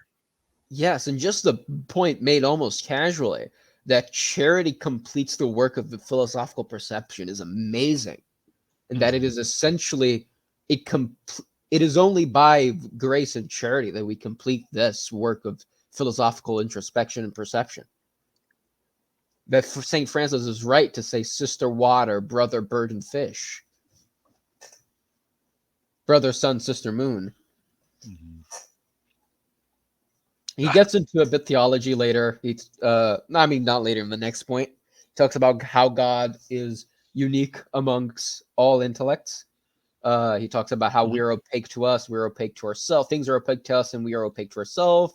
A few pure spirits see themselves and see all things transparently. He explains why this is so. I'm skipping it. In God alone are subject and object identified in an absolute way, even as existence and understanding are identified. He knows himself exhaustively and all things in himself because his act of knowledge is his very infinite essence.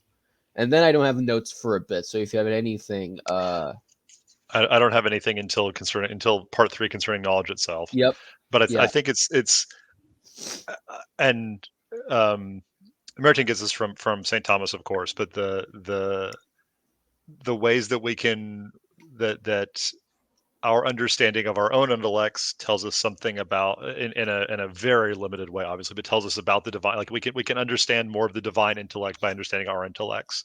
Or and St. Thomas will often use the analogy of imagining an angelic intellect, what an angelic intellect must be like in order to better understand how ours is deficient from that, and then how God's is greater than that still. And Maritain, I think, adopts that very, very well. And Yes, very much. I always find it very, very enlightening and very moving to see that connection.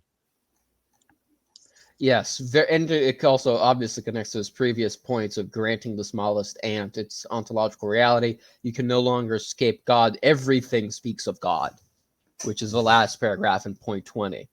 I have Mhm. not known him for myself. I only hear the voices of the creatures talking among themselves about him.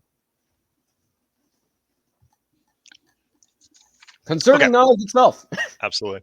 So here he gets in. So again, we just finished a 15 or 20 page digression on phenomenology and idealism. Before that, he was sort of talking. I feel like a lot of it was sort of set up for critical realism.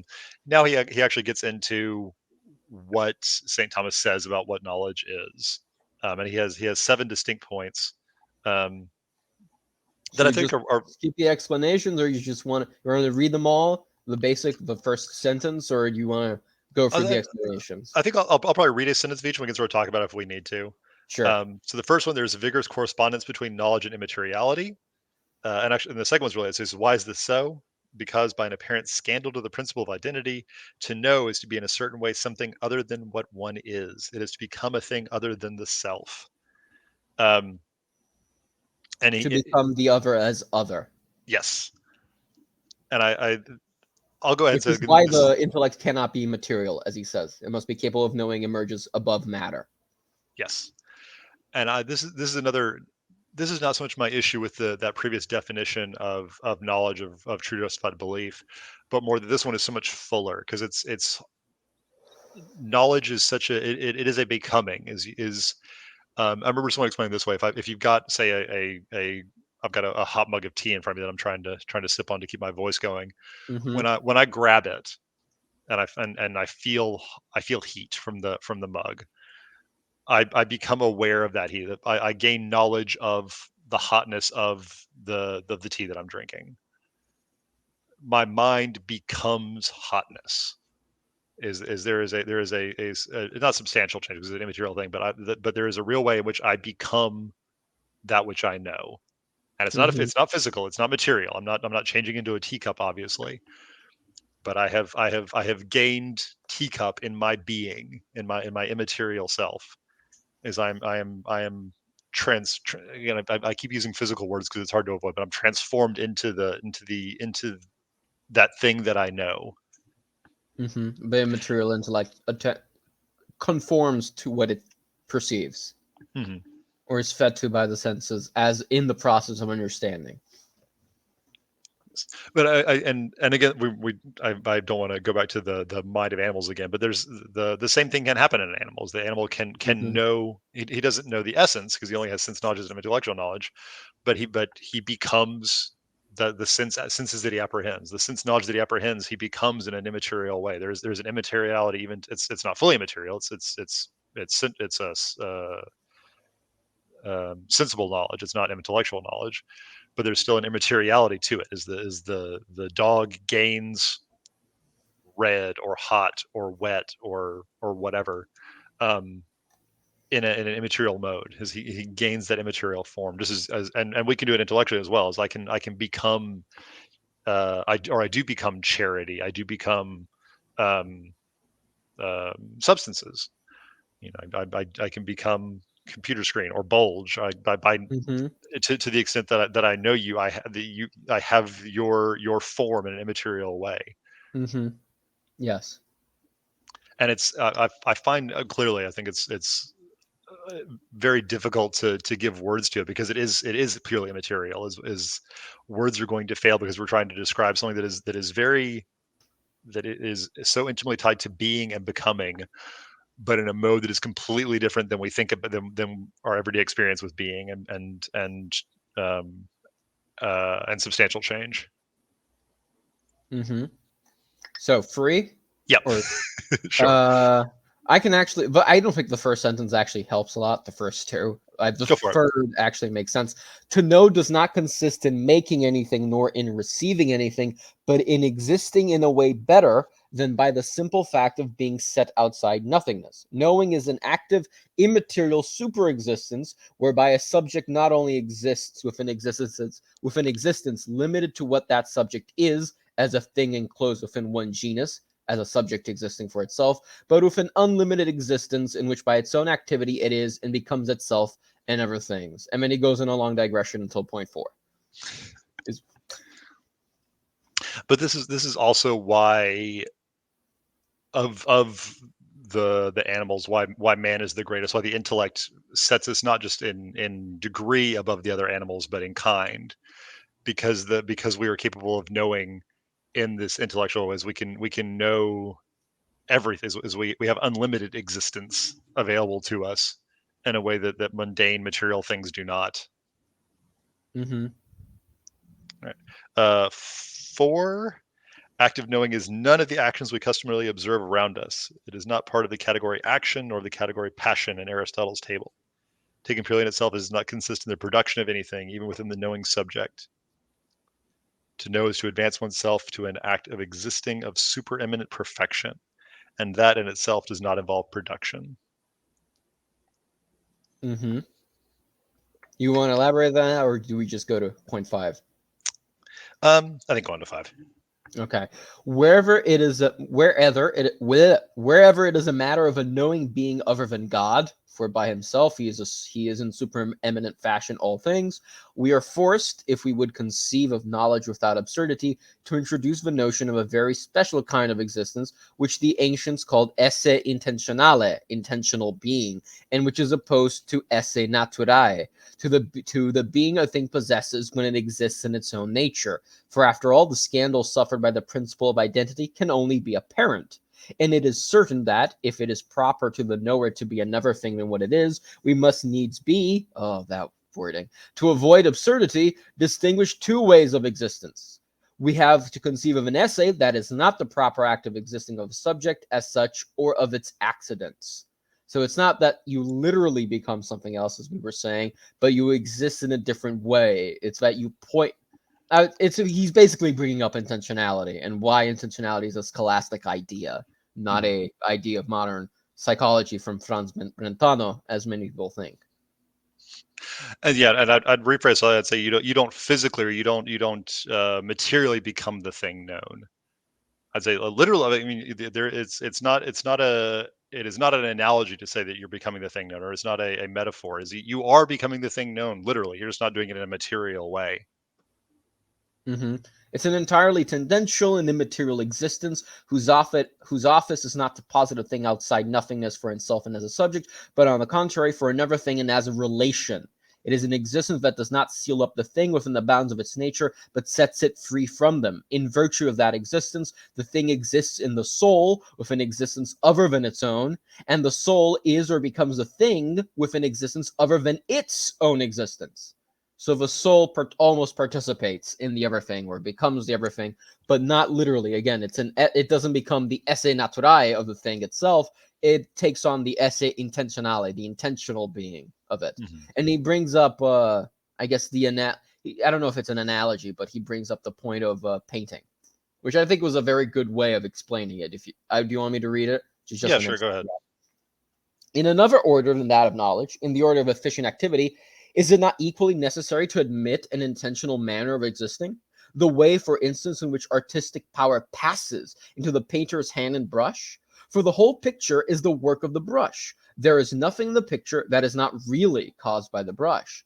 And yet the beauty and intelligible brilliance, the spiritual values with which the picture is charged, far surpass everything of which the brush's proper causality, bound up as it is with the material universe, is capable. A causality higher than its own, a causality superordered to it, must then pass through the brush. Examine everything entative, let's say material, in the brush, secundum esse natura, following its nature, and you will not find the painter's art. You will only find the substance and qualities of the brush whereby it is moved by the hand. Yet the art passes through it.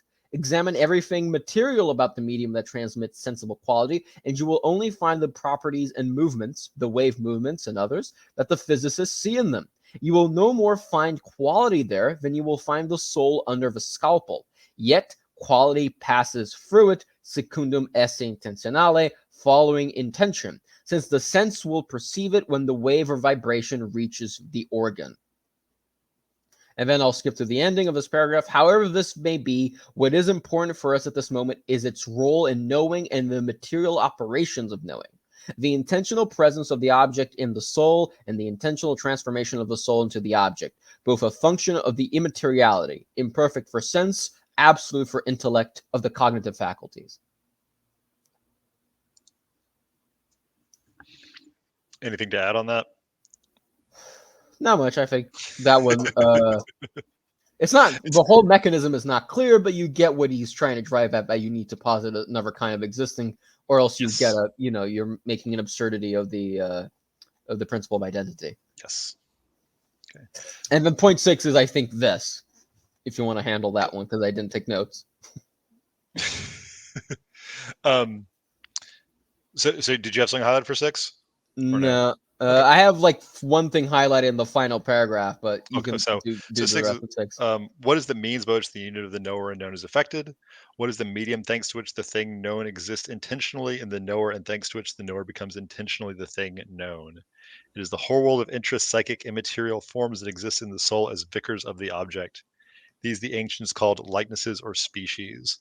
And so here he's, and I'll not dive too deep into it, but he's getting into the idea that we'll go into some more depth with in a few pages here, but that there is some, just as there was the object and the thing previously, is there is some mediator, he calls it a vicar here, between the thing known and the knower, is the thing that causes that union. So the terms I've heard is for sense knowledge you have images, and for intellectual knowledge you have ideas.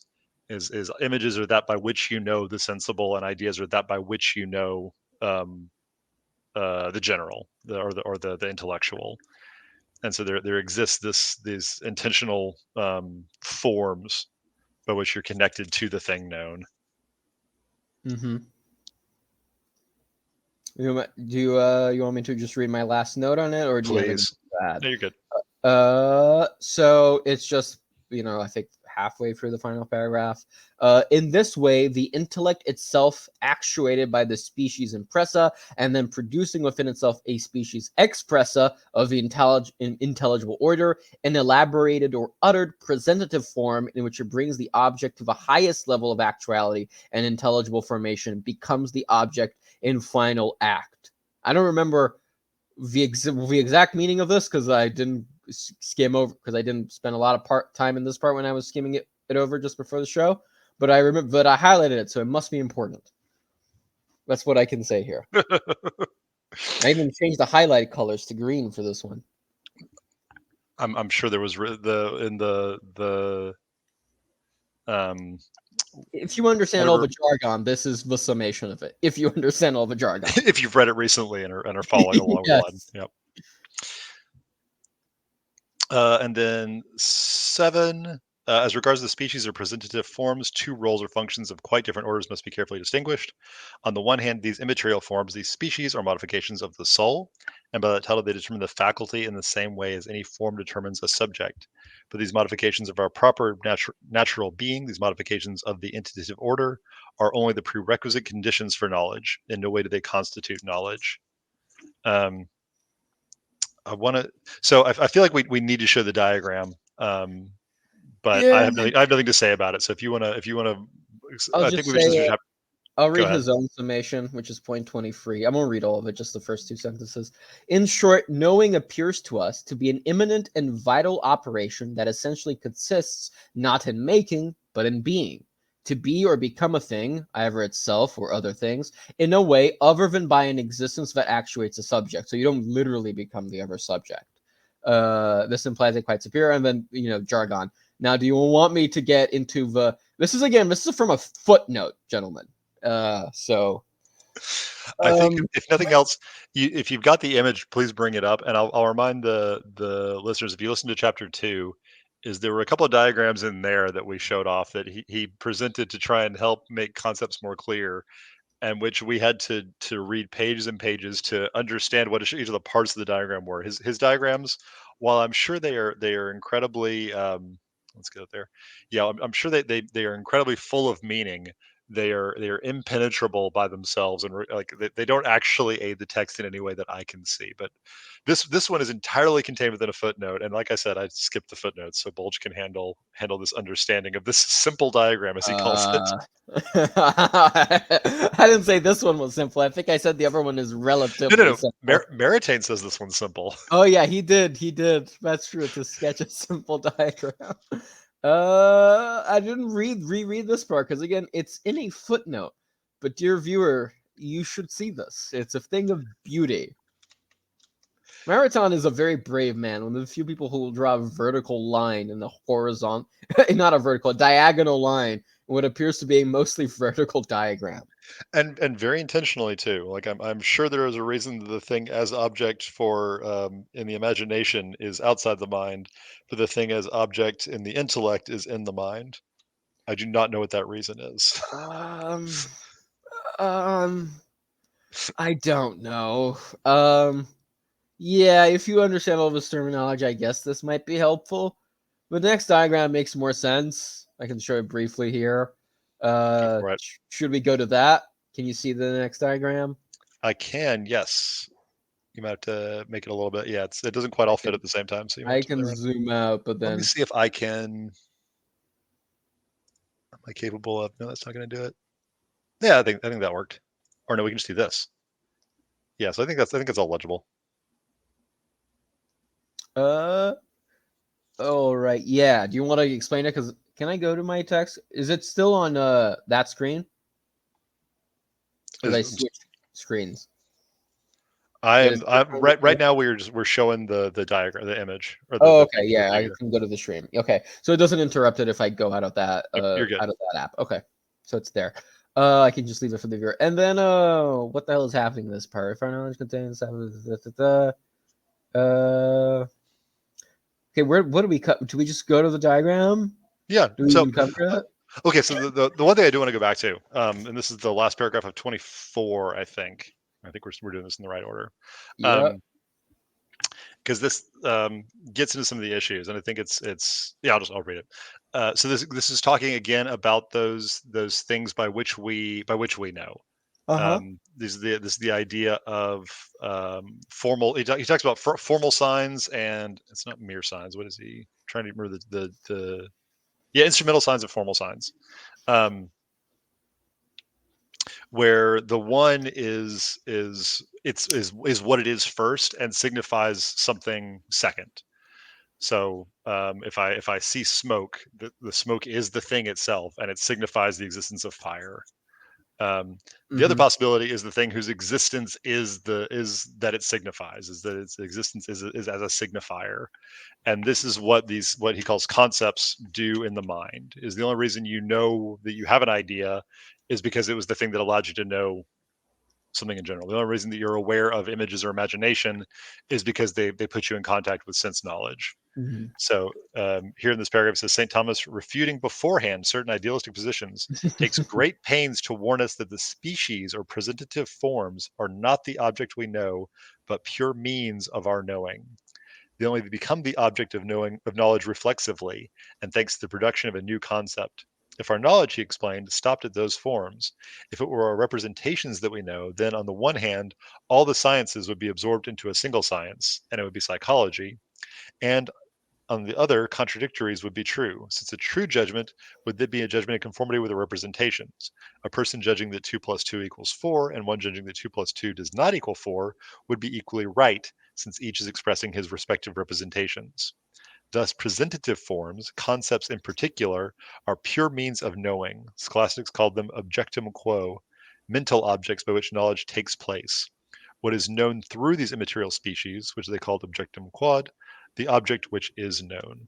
Yeah, I had that highlighted too. Yeah. So again, the very key in critical realism or Thomistic epistemology, you don't know ideas, and you don't know images in your mind. You know the thing, either imperfectly, but you know justice or red or duck or friend, or you don't know the idea. The idea is the mediator, the vicar through which you know, and it's only reflexively that you know of ideas. And again, this is key, because again, otherwise you get stuck in this idealistic loop. If the only thing you know is if the thing that you know is what's in your head, you've lost the connection back into the outside world. You've performed this severing of the thing and the object, which we talked about earlier. Mm-hmm. All right, you want to do the diagram? Uh, You can say no. I could show it. You can, the viewer can see it. Good enough. He's really talking. This is kind of a history of philosophy digression, showing the difference. Might be worth it to go over. I guess St. Thomas and maybe one or two others, like maybe Kant and Descartes. I guess. You're welcome to. Okay. Or are we just gonna move on? No, I'll go. I think going through Thomas just to, I guess, how do I say it in English? Just to rehash the point, I guess we can. There's the concept quo and the thing quad.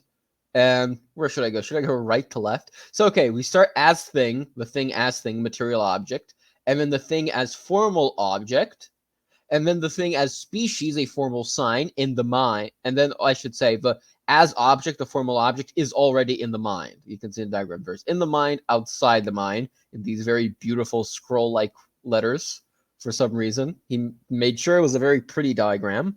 And then it becomes, you use a concept. It's no longer just an impression, I should say, or a formal object. And then you use a species, which is a formal sign. And then as modification of the subject. So I guess, would that be a modification of the soul? Yes. As an intentionality? Okay. Yes. So that's essentially, so this is essentially a summation of what he's talking about. I think this one is at least useful for that. I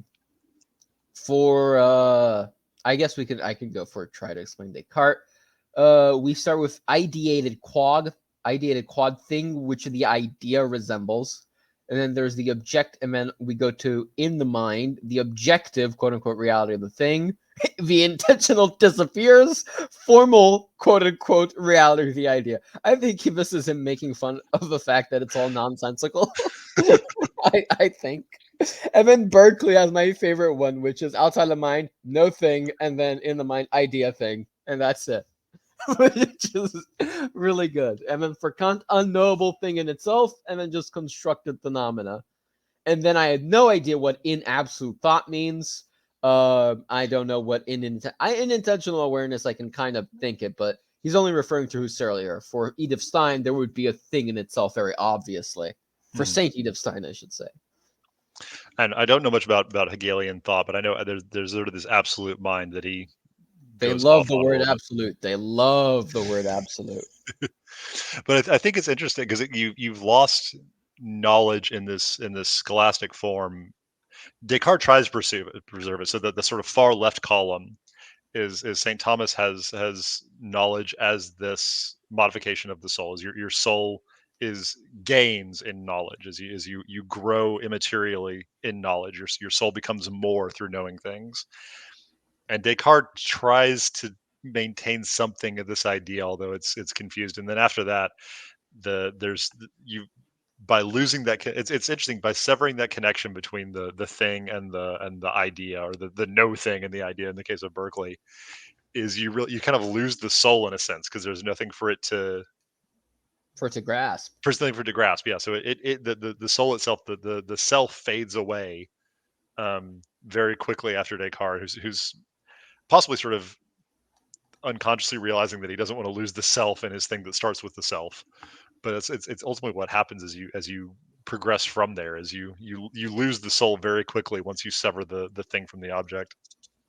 Hmm. I don't have notes for a couple of pages. I do have one, but it's just a rehash of everything we've said until where is it? Until idealistic positions and attempts at reaction, point 28. Go for it. Uh, should I read the whole thing before?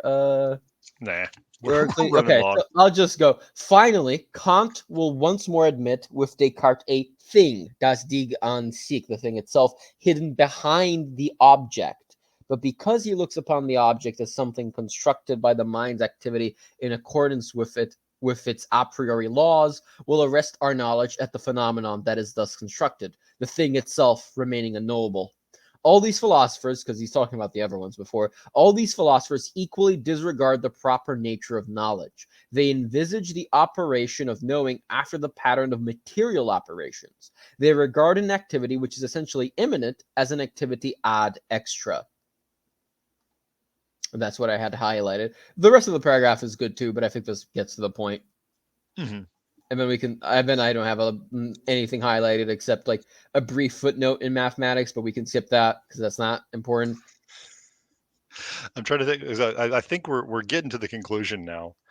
We appreciate anyone's patience that has made us for this whole 2 hour We're journey. so close. I'm, I'm, We're try, so close. I'm trying to think how we want to wrap up, because it's. Do you have any? So do you have a good footnote or a good highlight from the last page or two?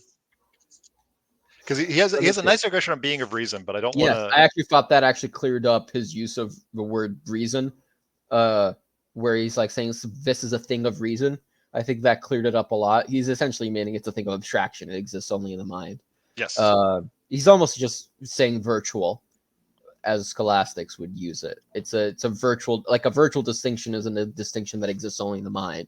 So the distinction between God's love and God's mercy and God's justice is virtual. Hmm. It is the same. Uh, if the mind, let me say, I do have a few things highlighted. Do I need to set up anything? I don't think so. So let's do it. And if the mind can be true or false in respect to beings of reason, so that is abstracted things, it is only by indirectly directly referring to the real, which served as their occasion or basis. So he's talking about beings of reason, abstracted things. You can only be wrong about these things which exist in the mind if you refer back to the real, to the particulars. Do away with the nature of the circle and of the square, and you can no longer say a square circle is unthinkable. Get rid of every nature that is knowable in various degrees of determination, and you can no longer say that a species is part of a genus. Intelligible, experimental. I do have a few other things highlighted. Let me see if it's important enough. But in a philosophy which starts only with thought, a philosophy according to which the mind attains at first only itself, how can we be sure that all our objects of thought are not beings of reason? That is where the evil genius plants his barb. That problem was crucial for Descartes and for Leibniz too. By the force of that violent splitting in two, that lived contradiction which is at the heart of idealism, must we not at last ask ourselves if being itself, in the likeness of which being of reason and abstraction is thought of, and which is, in fact, conceived at first blush as a possible reality, must we not ask ourselves, I say, whether being itself is not a being of reason? So he's essentially saying that leads to the idea that being is an abstraction of nothing for Descartes and Leibniz. Mhm. And again, one that they still wrestled with, and I when think they Leibniz is a bit better. I don't think Leibniz has this problem for entirely separate reasons because Leibniz actually read and counseled people to read St. Thomas. sure. But his stuff is a lot more different. But my point being is they're wrestling with it. A generation after them, it's not being wrestled with anymore, and a generation after that, it's blasé to say that being Yes. like you would have a say postmodern. I mean, you get into the postmoderns, you get into the 20th century, and no one has any issue with saying that being doesn't actually exist because that Descartes and Leibniz wrestle with these ideas and don't really like they're are ultimately defeated by them, so they start to give up on them, and then people stop thinking of it as an absurdity. And verse 2 of our points here, where he clears Mm. up, where this helped me clear up the nature of a being of reason. So at this point, let us note that if there are beings of reason, like the square circle, the largest whole number, a chimera, the best possible world, etc., which cannot exist because they are intrinsically contradictory. These are the thieves and forgers among beings of reason. There are, on the other hand, many others, the honest beings of reason, which cannot exist either, not because they themselves are composed of incompossible characteristics or contradictory characteristics, but only because to posit them in existence would be incompatible with one of their objective notes. The notion predicate is not an absurd one, but it would be absurd to attribute existence outside the mind to a predicate, for it is defined by a certain function which a thing has precisely inasmuch as it is known. So, for example, the predicate carnivorous for lions, that makes sense. A lion is a carnivore, and carnivore, the word, the concept, is a predicate that we can predicate of many other beings. A person can be a carnivore and only eat meat, I suppose. But the existence of just predicate outside the mind is unreasonable. Even though the notion of a predicate is not self-contradictory, just predicate only exists because it is defined by a certain function of a thing. And then he has a digression on evil. I shouldn't say digression, but a comment on evil, which I thought was very good. Do you want me to go on to that, or do you have any comment? I have no comment. Please go right ahead. Evil is a being of reason, an abstraction, in the sense that to think of the lack of a good that should be in a subject, I am compelled to conceive that lack as if it were something. But evil does exist in a very real and very positive way, in the sense that the subject in question is indeed deprived or despoiled, great word, of a good that should exist in it. The physician does not find deafness in the ear, and he does not seek to destroy it, as he strives to destroy a colony of bacteria, which would be causing the deafness. Yet to be deprived of the sense of hearing is actually something real.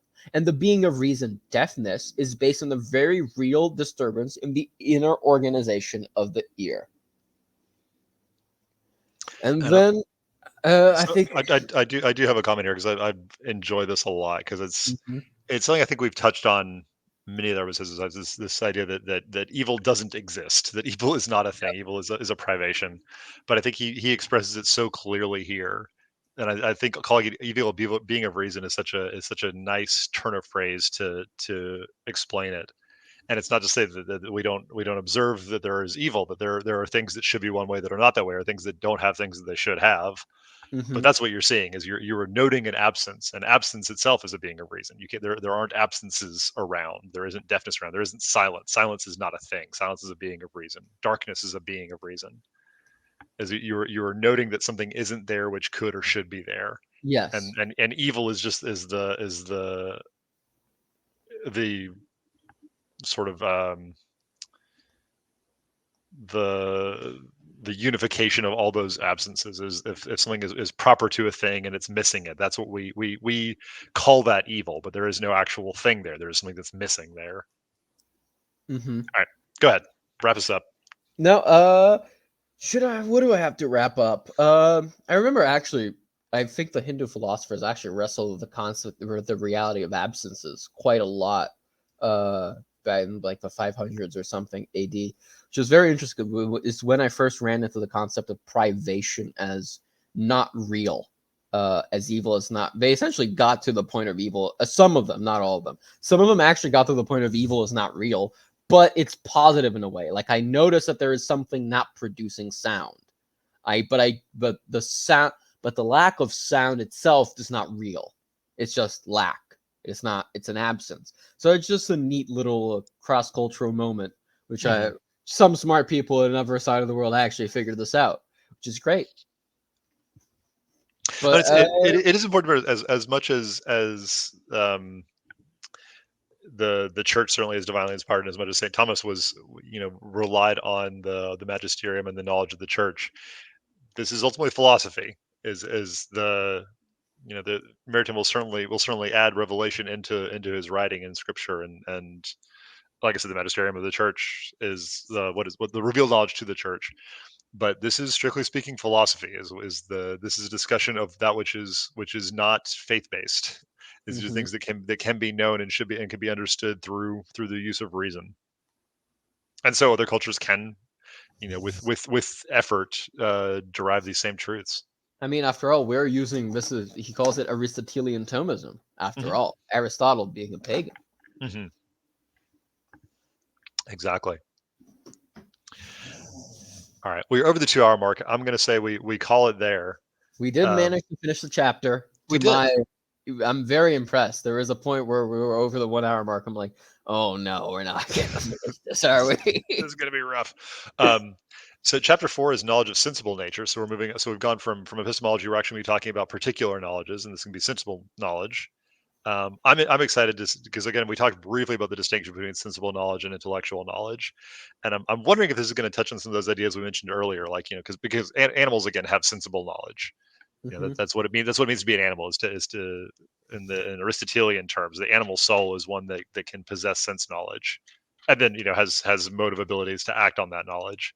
And then man has an intellect above that. But there is knowledge that is subhuman.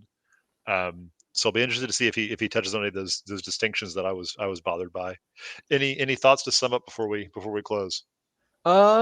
It's much more clear on a rereading, and I can certainly see myself returning to this chapter in the, I won't say near future, but the future sometime.